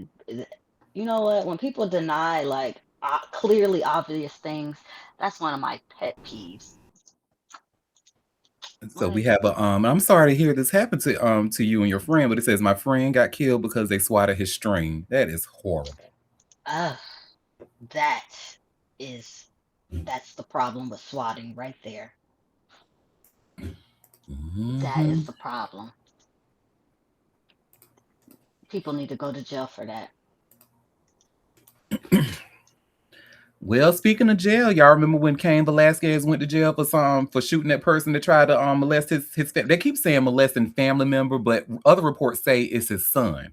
So I don't know if they are just saying family member is the son in transition or something like that. Because I just found it weird that we know that the report was that person that he shot at was molesting or tried to molest his son, and he went out and shot at his car or whatever. And who Talked is about this? being released. Well, he just released a video thanking his fans and everybody who supported him during these times. And y'all see, I just shared here by way of TMZ. Cain Velasquez breaks silence after release from prison. So give me 1 second. Let me share my screen, and we'll see what Cain has to say. Is he an actor or something? Who is he? He's a UFC fighter, or was a UFC fighter. Okay. Mm-hmm. So give me one Not second. my lane. Not my lane of people. All right. Hi everyone. Now that it's been a couple weeks since my release, I've had some time to kind of get back into things, get back into a normal way of life, get used to just doing the normal things, being with home with the family, being there for my kids, and I just wanted to thank everybody for their love and support. Your words of inspiration, of encouragement, constantly just lifted me up. Myself and my family. So I just want to take this time here to thank everybody for the constant support. Um, you have no idea what your words and your encouragement and your love has meant to me and my family. Um, so just thank you. I'll keep doing the work to get back to everyone, and just for myself now, just slowly get back out there without. I didn't want to overwhelm myself with the pace of life that I was getting used to now. All of a sudden, a new way of life, a new way of living, a new rhythm. So for myself, I just had to kind of get used to it, and I've been doing that. So again, just thank you, thank everyone, and it's good to be out. Well, that's that on that. I'm sorry. A parent shouldn't have to go to jail for shooting the molester of I her concur. child. Sorry, I don't believe that should have happened. That's protection And I of their hate to have to children. say this on a recorded line, but I really hate that he didn't kill that motherfucker. Okay. To be And honest. the molester lucky he didn't get killed. Okay. Hmm. But he shouldn't have to go to jail for that. Mm-mm. He really shouldn't have. So How long did he go? Was it just an arrest or? no, he was in prison. And I remember Oh, we talked about him getting out. Let me see. I need to remind myself. I'm sure they got it in this article somewhere. Um, let me see. As reported, he was reunited his family last month after being released from a California prison, which he served time for attempting to shoot a man accused of molesting one of his family members. And let me see how long he got. Let me see. Oh, 11 months. because old girl that was shot at her husband who was molesting them kids at her. Look, he lucky she didn't kill him. Mm-hmm. You lucky you still breathing air, bitch. Oh, child. Well, speaking of UFC fighters, let's talk about our FBI child. Why? Oh Girl. Lord. And you see where it says here by way of TMZ, UFC fighters training FBI at Special Agent Academy in Quantico. I'm so sick of fucking Bug-Eyed Patel ass. You know he set that up. You know Bug-Eyed Patel did this. You know This it. is fucking stupid. This has Bug Eye Patel, honey. I want to be a white man so bad. It has him written all over it, honey. Mm, All mm, over it. mm, mm, mm.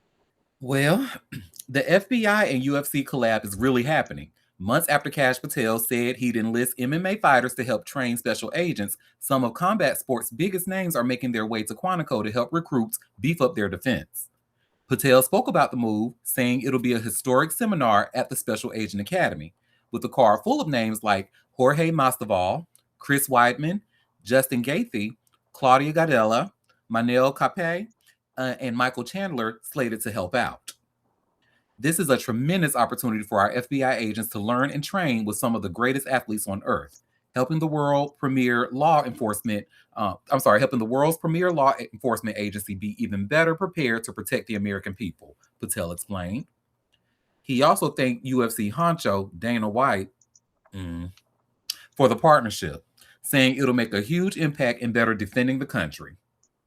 White has also said he had a tremendous respect for the FBI, and considering his promotion has some of the baddest fighters on the planet, it only makes sense. It's an incredible opportunity for our athletes to experience, and we're proud to support the FBI in strengthening their defense techniques. This is an embarrassment. I We just have to live through this. This is an embarrassment. I don't have words. Like, I don't. Baby, they can teach you how to fight and y'all want to. Y'all, the problem is y'all some punk ass bitches and you can't fight. That's the problem. That's not something that you can, like, I mean, yeah, you can train like to box and stuff like that, but baby, a street fight, that shit takes skill. Like, Well, it takes first of all, why is an FBI agent gonna be in hand-to-hand combat with somebody? The fuck? What the fuck you think they gonna be doing? Mostly, FBI agents should be investigating and arresting. What do they need to have hand-to-hand combat? What the fuck is wrong with that? Ooh, yeah, like you said, he want to be a white man so bad. It's just so disgusting. bad, honey. You can smell the green bean casserole coming from his pores. He want to be a white man so bad. Mm-hmm.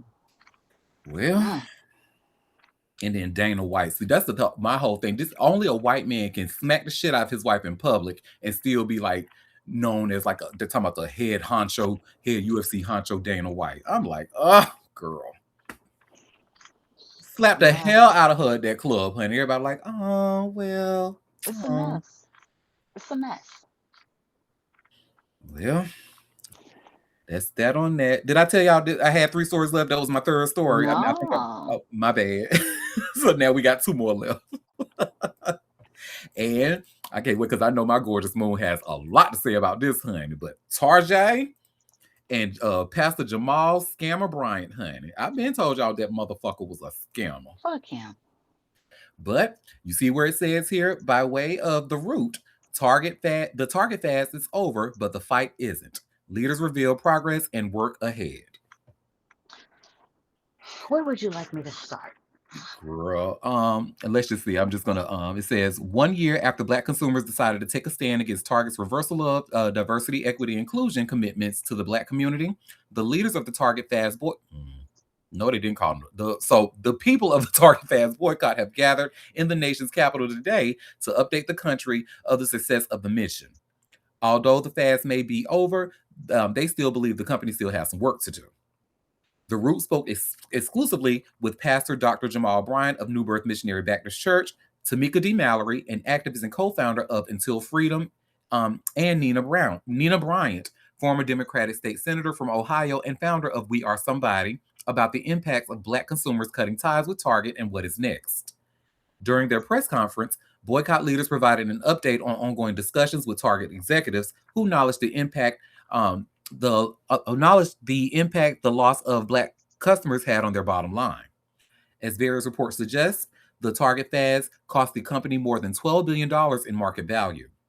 Pastor Brian said the loss brought Target to the table, telling us that watching the Black community flex its cooperative economic muscle in the face of a corporate giant is the greatest joy of the journey.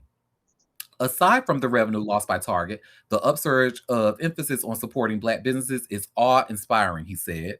While unemployment is rising, entrepreneurship is surging.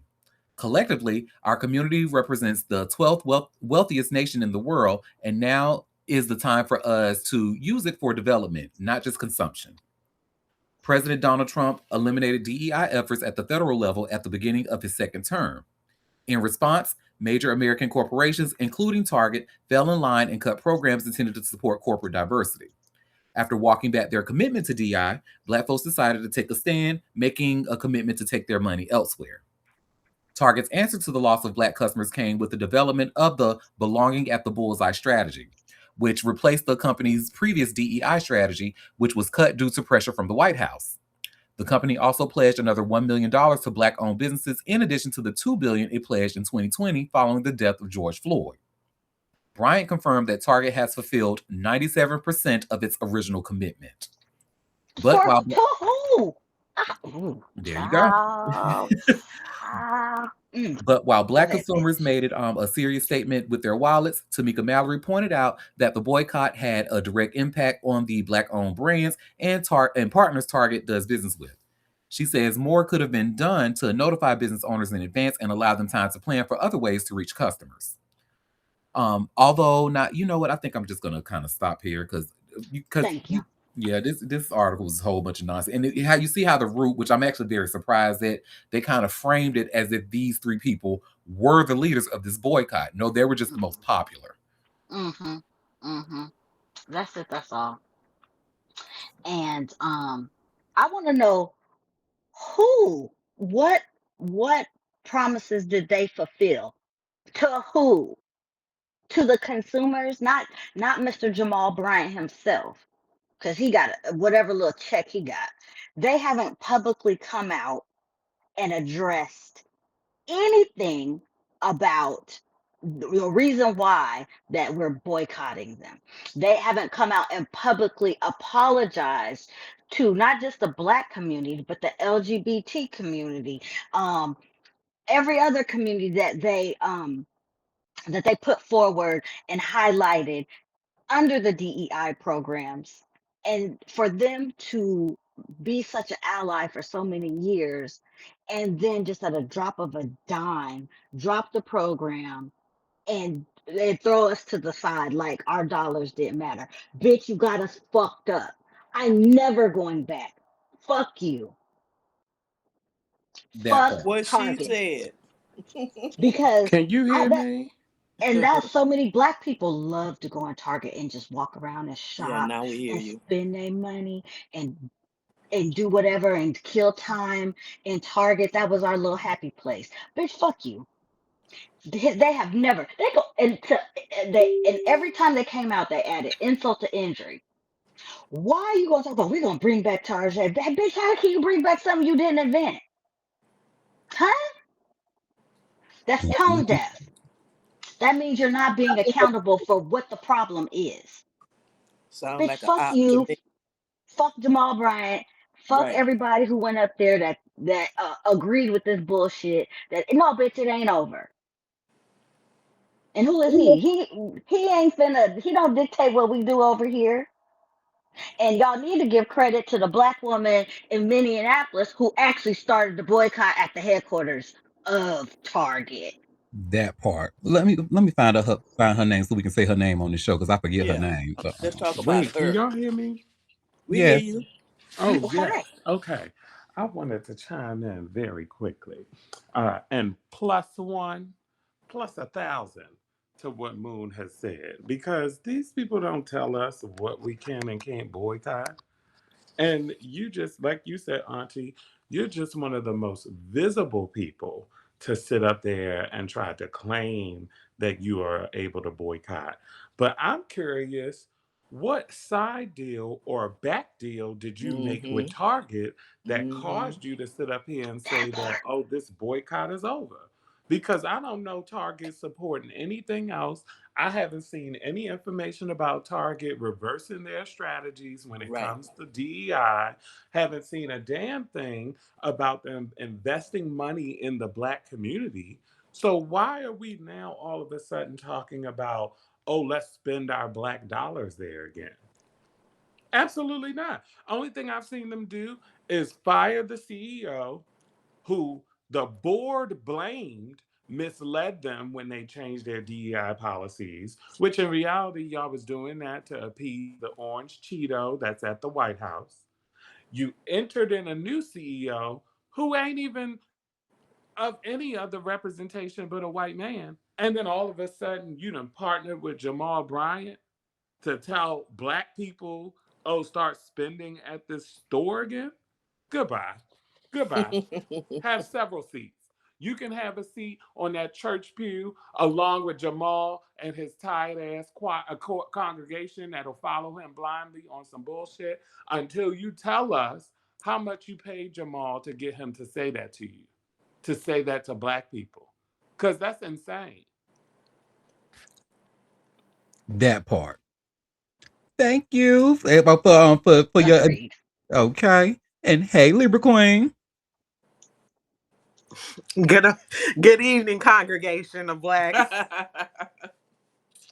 First of all, second of all, and third of all. Number one, where are the tangibles? There are no tangibles. Where is Target coming out?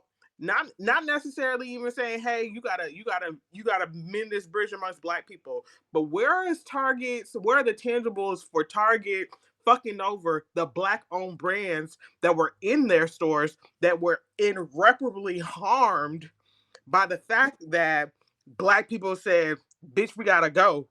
Where is that? That's the biggest thing because they were in contracts and couldn't get out of it. So intentionally, you tank them by way of, well, we're moving away from fucking DIA, DEI. After some of them had just renewed their contracts with you, bitch ass motherfuckers. Number two, the CEO, the former CEO, I just wanted it on record. He got removed as CEO, but he still had a position within Target, still getting motherfucking paid, which is also problematic. Number three, Jamal, the good pastor Jamal. I just have real issues with a motherfucker who could sit on Beyonce internet talking about you couldn't go to a Beyonce concert or Wake that up, Queen. wouldn't participate in a Beyonce concert who is actively supporting all communities and bringing motherfuckers together across the board, across genres, including the gospel community. But you over here talking about, well, Target good in our books? Bitch ass? Nick. Listen, and What that's are the you same talking about? sentiment for a lot of black churches. A lot of them will say things like, "Oh, a Beyonce concert is demonic, but a MAGA convention is just a bunch of brothers and sisters that we need to pray for." For a company that has publicly supported the goddamn administration that we have here right in today's times is the reason why you are opening your church and telling them that they can donate fucking food instead of their tithes because they can't afford to do anything else. Hmm? Where people in your congregation, I guarantee you, are being fucking targeted for riots and things that are happening right now. But you talking about, oh, it's over? I need him to have several seats because just like another content creator said yesterday, do you want to be the face of the blacks? Because clearly you don't know the history of black men trying to be the leader of black communities. They either getting killed, put away, or sold out in some kind of way.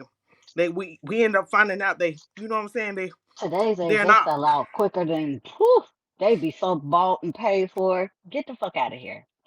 So It's called the make it power of make the purse sense. for a reason. Make it Did make anybody sense ask and you? make sense quickly. Anybody ask you? Ain't nobody asked Mr. Jamal Bryant. Nobody asked you. Let me tell y'all something, baby. When I saw about this story in the morning, I just have to say, I love the feeling of vindication in the morning. Because what I tell y'all, Okay. a lot of y'all know, and especially for those of you who have been following me for a long time, I have been sounding the alarm on Jamal Bryant's Timu R. Kelly looking ass for years. And the way he used to do gay people back when he was in fucking Baltimore, baby, the rest of him can go straight to hell and die. To hell with a Jamal Bryant. But what I was able to find was the original one. So her name is Nakima Levy Armstrong. And Mm-hmm. oddly enough, she just actually put a open letter to Target on her Facebook, which I found here. Good. And it goes on. Friends, below is an open letter to the new CEO of Target in response to today's shenanigans. Please write your name in the comments if you would like to sign on to this letter. Please share as well and help spread the word. Thank you. An open letter to Target CEO Michael Fidelke um, by the founders of the National Target Boycott, Minneapolis, Minnesota, March 11th of 2026. So Mr. Michael Fidelke, Chief Executive Officer, Target Corporation, and you see the address in Minneapolis. Dear Mr. Fidelke, earlier today, a press conference was held claiming that the boycott against Target had ended. As the founders of the National Target Boycott launched on February 1st of 2025 outside Target's corporate headquarters in Minneapolis, we must make one thing unmistakably clear. The boycott is not over. At the press conference held today in Washington D.C., Pastor Jamal Bryant, Tamika Mallory, and Nina Turner announced the end of the boycott against Target. None of these individuals are founders of the National Target Boycott, nor were they authorized to speak on behalf of the grassroots organizers and consumers who launched this movement in Minneapolis and sustained it across the country. The authority to end this boycott does not belong to individuals who did not start it. We also reject the tactic that made today's announcement possible.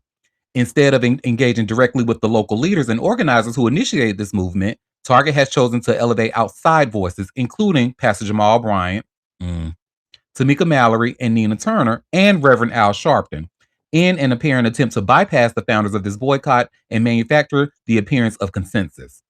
This approach is deeply troubling. Attempts to sideline local leadership while elevating outside figures to create confusion and division are tactics communities of colors have seen before. They undermine trust, fracture solidarity, and distract from real issues. Target's decision to retreat from meaningful commitments to diversity, equity, and inclusion. For a company headquartered in Minneapolis, that decision carries particular weight. The promises Target made to Black communities in the aftermath of George Floyd's murder were not made in a vacuum. They were made in the very city where the world watched the consequence of systemic injustice unfold in real time. At that Hmm. moment, corporations across the country pledged to do better, to listen more closely, invest more meaningfully, and stand behind their commitments to equity and opportunity. Many people believed Target when it made those commitments. But when those commitments were weakened or rolled back in response to political pressure from the Trump administration, many consumers saw a familiar pattern. Bold promises in the moment of crisis, followed by quiet retreat when accountability becomes inconvenient.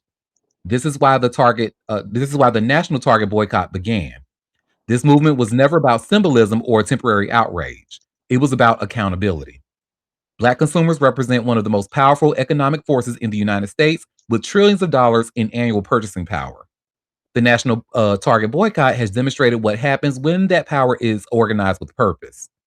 Over the past year, consumers across the country have deliberately withheld their support, contributing to measurable consequences for Target, including significant decline in stock price, multiple months of declining store foot traffic, declining sales, and billions of dollars in lost market valuation. The pressure generated by this movement has also forced major change in the company's leadership, including removal of Brian Cornell from the CEO position. These outcomes demonstrate the real impact of organized economic action and the power of consumers to hold corporations accountable. Consumers across the country have made the deliberate decision to withhold their support until Target demonstrates its commitment. Target demonstrates that its commitments to equity are real and not merely performative. From the beginning, organizers have called for Target to take concrete steps to rebuild trust with the communities that help build the company's success. These expectations include restoring and strengthening meaningful diversity, equity, and inclusion commitments, maintaining transparent goals for supplier diversity, increasing investment in Black owned businesses, and engaging directly with the grassroots leaders who initiated this movement. To date, Target has not met these expectations. Attempts to prematurely declare victory, particularly by individuals who did not launch this movement, only deepened the frustration felt by the consumers who continue to demand real change. The American public deserves clarity. Most importantly, the consumers whose economic sacrifice has sustained this boycott deserve the truth. This boycott was built by the people, and it will end when the people decide it has achieved its purpose. Okay. Target Target should not mistake today's confusion for the end of this movement. Across the country, consumers, organizers, and community leaders remain committed to holding corporations accountable when their public commitments to equity are abandoned. If Target continues to ignore the concerns raised by this boycott and refuses to engage directly with the leaders who initiated it, the movement will only grow stronger and more organized in the months ahead. The National Target Boycott continues. It was built by the people and sustained by the people, and it will continue until Target demonstrates genuine accountability and restore trust with the communities whose loyalty helped build the company. Until then, our message remains simple. Our dollars are our voice, and we will continue to use them. Respectfully, Nakima Levy Armstrong, attorney and founder, Racial Justice Network, Monique Colors Doty, co-founder of Black Lives Matter Minnesota, and Jelani Hussein, executive director of CARE Minnesota. Amen. She put her foot Period. in that letter, and all three of those people who went up there, or even Al Sharpton. Okay, Tamika, she's already on the shit list from back with Black Lives Matter. Girl, sit down somewhere. Your name is tarnished. Okay, Yeah, it so is. is Nina Turner, ma'am. Mm-hmm. You be capitulating. You always want to talk real hard, and Mm-hmm. you stay in them white folks' face. Girl, bye. Mm-hmm. Girl, goodbye. Wake It it up, sounds like Moon. Target definitely went to these people, paid them to come out and do this because these are not the organizers. Nothing, no conditions have been met, and all of a sudden they're up here crowing about returning to Mm-hmm. our dollars to Target. It's not Mm-hmm. happening. It's not Not happening. And happening. we've seen Nina do this several times before. She does this all the time. She'll pipe up like she's for the community, make all these demands, and then all of a sudden she'll back down. She'll be supporting the people that she's demanding against and telling black people that, oh, we're being too They good. difficult and all this other stuff. Nina has Mm-hmm. been a cop out for a long time. A long time. That's why she hasn't gone anywhere in her political career. Ain't nobody trusting her on this bull. Nobody. Her voice means Nobody. nothing. Ooh, my Not a Nothing. God. Al motherfucking thing. Sharpton And that's either. and I give a little a teensy grace to Al Sharpton. Teensy. But the rest of them, No. Tamika, she still ain't repaired her name. So girl, go sit down, please. Please. Mm-hmm. And, Cause and you I'm with you, still Moon. I feel influence. like Al should have known. Reverend Al should have known better. Like he's Yeah. for the most part, he's usually not on the side of that foolery, but standing up there with them like that. He just Yeah, done and I don't fucked up yeah.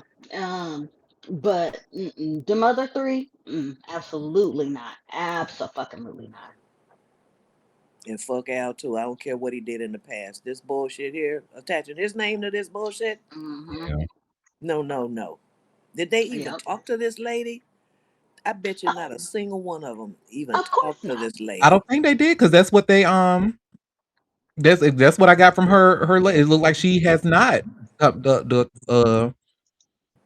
I believe she said something in here like she no the original organizers of this movement were not contacted. Mm-mm. Mm-mm. So yeah, no, no, baby. And A Al been trying Target to be out there boycott. like he been the and actually and you're right, you know what? Because Al has been trying to act like he's been the leader of it, and so has Jamal Bryant, but they not. Mhm. Mm-mm, mm-mm. When Target the gonna king of And find honey, people out. we have stand with spoken. you, and we know fuck Target. We won't be. We with you, baby. The movement still continues. That's right. And, and guess what? And people in those comments from them posts, every person in there was like, "Who said that? Who Mhm. said that?" I'm glad that let them know these people. I don't care how powerful they are. Their word meant nothing. Not a goddamn thing. Because So everybody if was you paid like, them, you wasted your money. "Okay, wasted." All you got to do is come out and address the issue. That's all you had to do, but you do it everything under the sun but that. But that Fuck you. That makes it, and like she said, it makes it even worse because you playing in our face still. Bitch, fuck you. I'm never going back to Target. capitulating to Trump. No, ma'am. Hmm. No. I don't want shit they got. They done piss me off.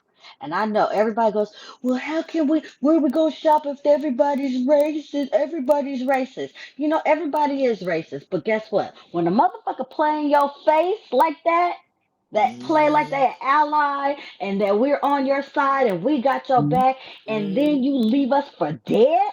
Oh, bitch, mm-mm. you dead to me. Matter of fact, you dead to me. I'm going to Walmart, and I know the motherfuckers is racist, but guess what? And they a Yep. piece of shit too. But guess what? They've been the same. They've been the same They of ain't who they are. changed. Right. They They didn't ain't make no changed. promises. And that's really the difference there. Like Walmart and any other AT&T, none of them said that we know that they racist because of the only reason that we do know is because of who they donated to politically. Right. Right. But they have Hmm. never, like Target, reached out to black business and say, "Hey, Mm-hmm. Bring Hmm. y'all asses over here, baby. We got a whole program just for people We just like got you. you. We got Yeah. this, and we gonna distribute y'all shit, baby. We gonna put money into y'all promotion and everything. Come on Everything. over here.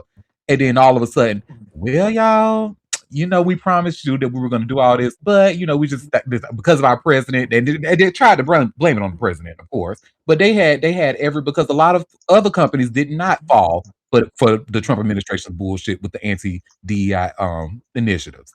They could have easily said, you know what, because from what I know from Target, right? Because you remember I used to work there some years back. And a lot of times until recently, they tend to stay out of political because I remember there was a whole big back in what 2007, maybe 2006 or 2007, and I was working there at the time.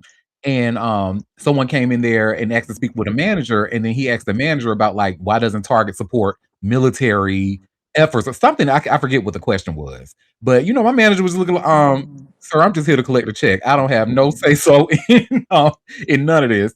But I feel like, and then I noticed when they started taking their Pride merch out of the stores, I was like, oh, they making a statement, are they? Hmm. So that's when I kind of knew. And when did that happen? That was like what 2018, if I remember correctly. And they Um, got their ass chewed out about that because there was some people that tried to do that, and then they brought it back, and they tried to strengthen it around all of that stuff about the George Floyd and all the other stuff. I remember they got their ass reamed about doing that too. But we should have known then that they'll turn their back. We should have known then. we really should have. We really should have known then, and that's really like a good indicator. Anytime you see somebody discriminating against the LGBTQ community first, Jamal Bryant, that's usually a good indication that is not a good person. So there you go. Yeah, Target can go to fucking hell. You know what? And Jeff Bezos, that bitch too. He's a limp dick bitch. But guess what? I'm gonna order off of Amazon because Mackenzie Scott still draws 1% of her money off of there. And guess what? I'm saying my 1% is going to Mackenzie so she can give it to other people. Yeah. And Mackenzie did more for black people than Target ever will. Okay? Okay, that part. So that's that on that. Oh, I love this discussion. Yeah. I'm glad they know. You up and stuck, Target. Damn Mm-hmm. right. Well, the last story I have for us, so it looks like a feel good story. Well, I guess it's good news depending on who you are and if you're fans of these people. But you should see where I just steer here by way of hot new hip hop. Questlove to reunite the Soulquarians in honor of D'Angelo. Do y'all remember this group, the Soulquarians? Oh, I guess not. No, I do not. No, I don't. No, never heard of them. Oh, Uh-uh. well, Questlove says the Soulquarians are getting back together for a reunion following the death of D'Angelo in October. He announced the Is that move. his band? That, Yes. There that was was a on, like a super band that they had together. yeah, but weren't they on the what's the show? The late night? Were Oh, they the Jimmy ones Kimmel. that No, you thinking of the Roots. He got the Roots on Jimmy Kimmel. only the Roots? I thought they were no. Okay. Anyway, oh, congratulations! I mean, Mazel Tov. Hallelujah, Amen. Well, So, Questlove always be having some side projects, but he's part of the Roots, so he be having his yeah, side missions. Hmm. Amen. Shout out to the sidemen in honor of D'Angelo. Oh, that's crazy. Um, Amen. Just Yeah. don't go on tour. Well, it continues. He says he announced the move on a recent episode of his podcast, The Questlove Show. James Porzer, myself, Bilal, the fragments that are left on the Soulquarians, we spoke. The family is going to get back together, he said, according to OK Player. Now that D'Angelo is not here, I feel that responsibility more than ever. The Soulquarians were a rotating collective of artists in the late 1990s and early 2000s, but some of their most popular members included Common, Erykah Badu, Q-Tip, Talib Kweli, and Yassine Bey, who we know as Most Def Child. D'Angelo isn't the only late member either. He with Roy Hargrove and Jay Dilla having also passed away. So D'Angelo passed away back in October 2025 amid a battle with pancreatic cancer. In the wake of his death, Questlove penned a lengthy tribute for Rolling Stone in which he reflected on the last weeks of the singer's life. I have to say, the last weeks with him were probably the best of our friendship. Music was always the template for our communication. Now here we are. Here we were in the hospital. No soundproof separation booths, no drums, no keys, no instruments, no musicians. Nothing but just the two of us talking about where our lives had been in the past 5 years or so. He wrote. Questlove continued. I'll admit that the uncertain finality of it all was somewhat awkward for me. Is this visit going to be my last visit? Is this concert going to be the last one we watch together?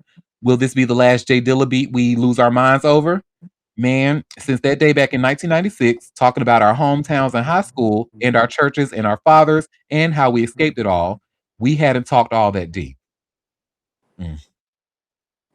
So, shout out to him. Shout out to the Soul Aquarians. And yeah, And low key, who the real music genius is D'Angelo. Um, you know, sorry, Kanye.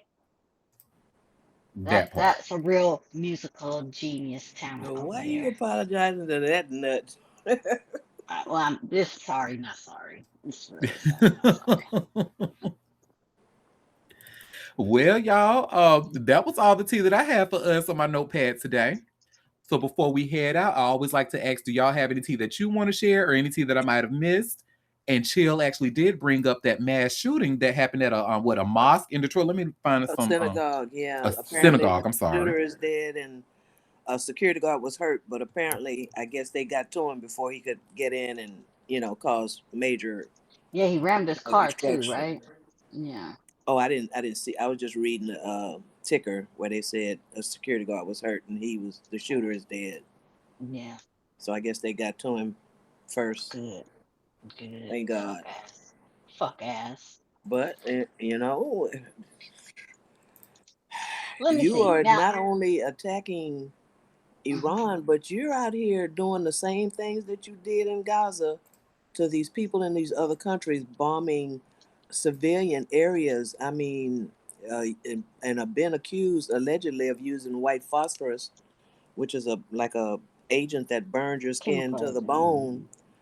If you're exposed to it. So, um, I'm not sure what the hell Israel got going on. Why they Look here. use this as a catalyst to attack all these different countries, but it's probably going to be more attacks. Let me tell you, them them people better figure out how they can get rid of Bibi Netanyahu because when I tell you he is a PR nightmare for y'all, he is giving the Jewish community the worst black eye The ever. worst. The way they He talk got y'all about they're being going to targets. arrest him, and if he get in the air, all these countries that want to arrest him, and Oh they could yeah, bring his plane down with military jets. I mean, like he can't go you nowhere. fuck around if you want to, you will be Look, under arrest. look. I'm sorry. Those poor Jewish people at the synagogue ain't have nothing to do with BB. But Nothing look, they have to pay for his foolery because he out here thinking he want to be a fucking he's just a mass killer at this point. It's what he's doing, killing civilians and everything, and just tearing the countries up. Like and wow. making Jewish people targets. Mm-hmm. Sure is. Y'all better Mhm. get rid of him. They thought Yes. Putin was crazy. They got the wrong one. I think he worse than Kim Jong Un because Kim Jong just talk a lot of shit, but he ain't never done no bullshit like that. Listen, and he's rebranding as a girl dad, so there's that. Girl, Right. girl, did you see that? Because and I was even thinking about talking about that on the show. That was like, this ain't really being a political type show, so I decided not to talk. But yeah, it was a TMZ had an article about him and his Him daughter shooting like guns. matching Mm-hmm. Yeah, guns. I'm like, girl, because she girl. apparently Yeah. is gonna be next in line. Yep. Um, That's his damn, only child, isn't it? shit, I don't know. Don't I get me think I so. lying. I don't know think nothing that's his about them only people. child. Y'all sorry, I had a call that came in. Who y'all talking about? Kim Jong and his Kim daughter. Jong, She Oh, she the fuck girl off rebranding with as that. a dad. girl That dad. Yeah. that fat fuck. Please. Listen, of all the hey, listen, right now of all the terrible political leaders we got going on right now, the way that this girl dad content coming out, sorry to the people. Did he just have a girl, or is she of age now where he can hang out with her? She like 12 or 13. Oh, And he said, okay, you. she's Hmm. look, I thought she was older than that. I feel like I think she's like 12 or 13, maybe She a little bit she older. looked older. Let me Yeah, I see. think she's grown. Grown. She looked grown in this picture. Let me find the article. Yeah, she Um, looks grown. And so now he want to build a relationship. What the hell? But no, she been around. He's just grooming her to be the next leader.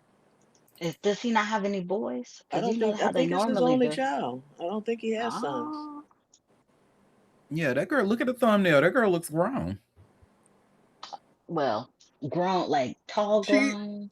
it says it's believed that she is about 13 years old Really? as Mm-hmm. of 2026. Yeah. Oh wow. You gotta look at some other pictures of her, and Oh, you okay. can see that she She's can't young. be older than 16. Yeah, Okay. I wouldn't believe it if somebody said she was older And he than 16. probably didn't. She probably a fucking assassin. She probably crazy. She probably, you know how these dictators be raising their children? They be crazier than they parents. And her I name is mean, the, Kim June A. mm, I hope she ain't. I hope she turn a new leaf. There's a Asian drag queen, or excuse me, the Slasian diva out of LA, hun, who that's what she calls herself, but Joella. She's an Asian drag queen, and she actually has a set where she dressed up as Kim Jong Un. That shit was hilarious, honey. So that story had nothing to do with nothing. It just reminded me of me seeing that. I was like, "Oh, you better work, bitch!" And then like went into a costume after that. I said, "See, that's a drag queen right there, baby."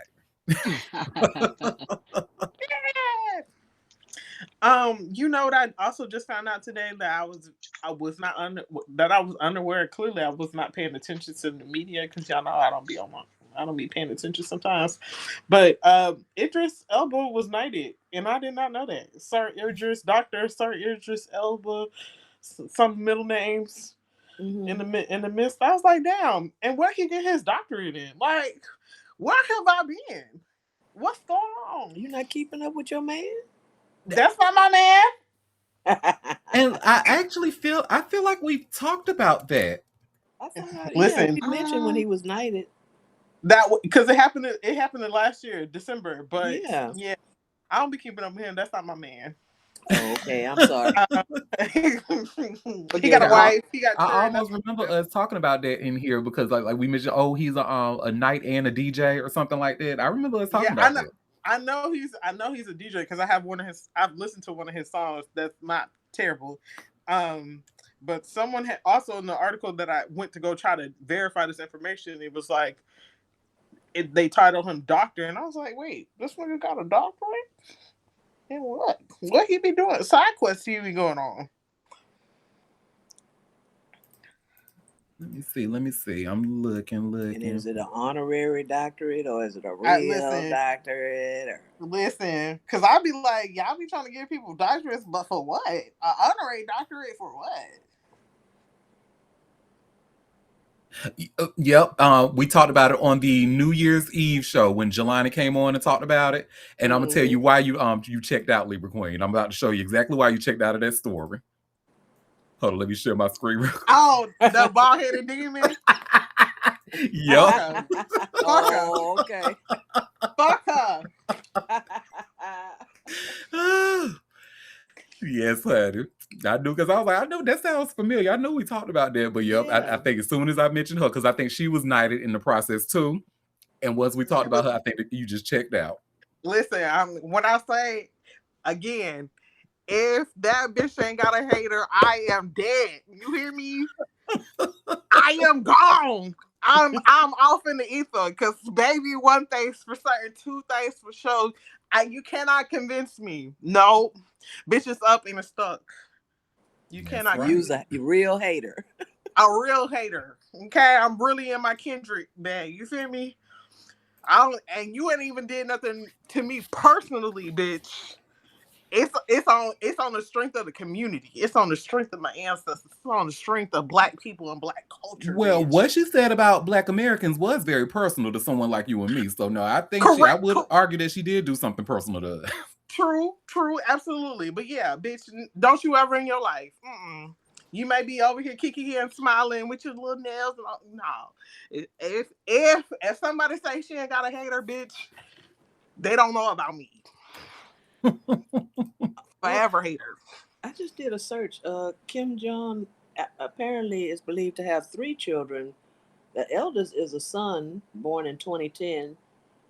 The daughter that we see is 13, and a third child born in February of 2017.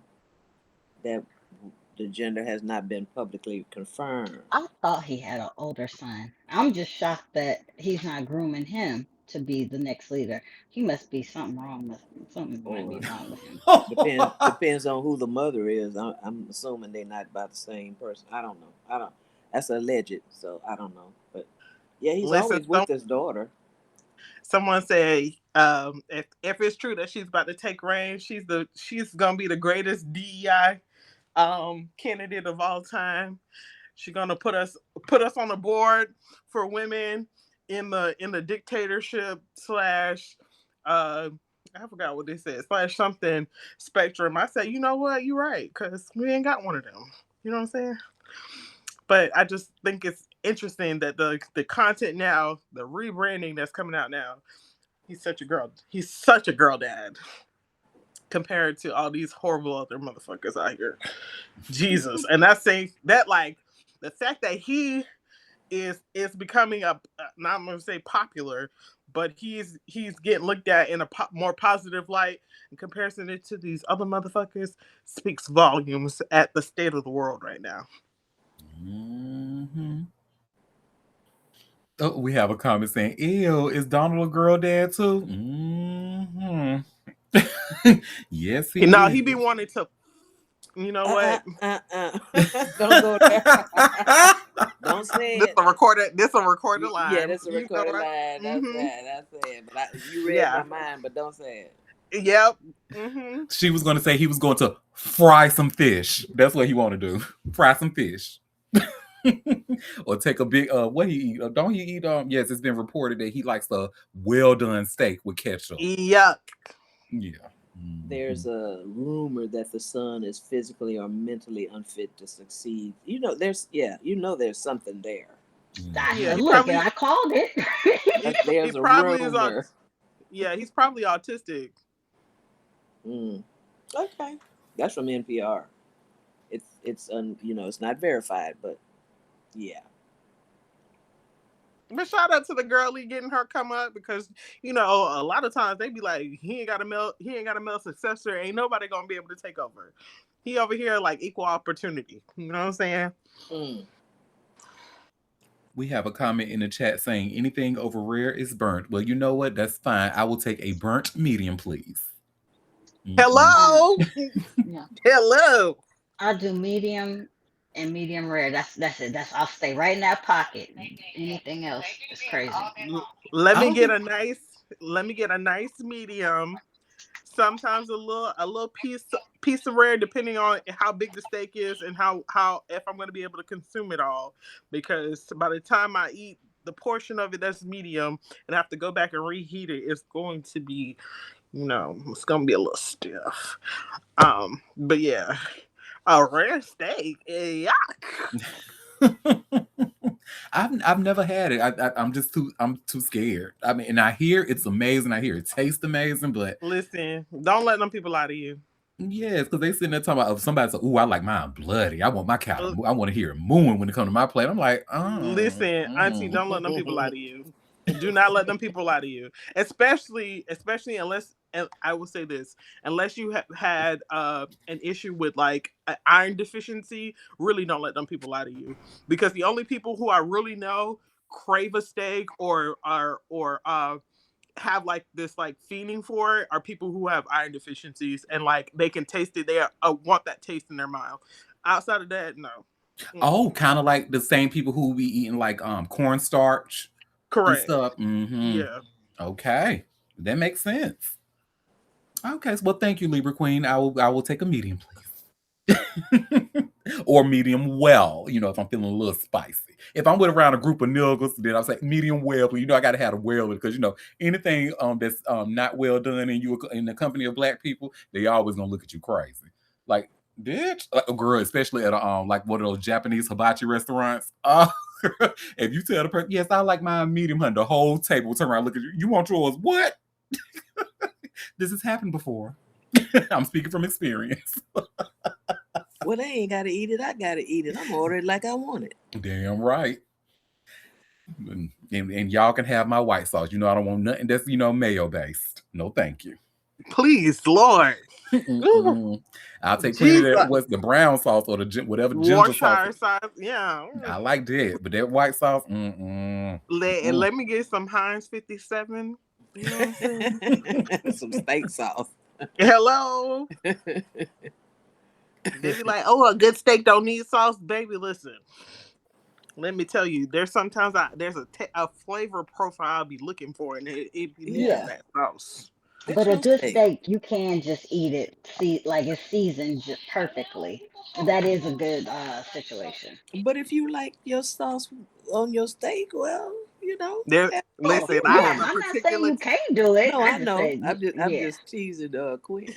Yeah, because I do like a little Worcestershire sauce.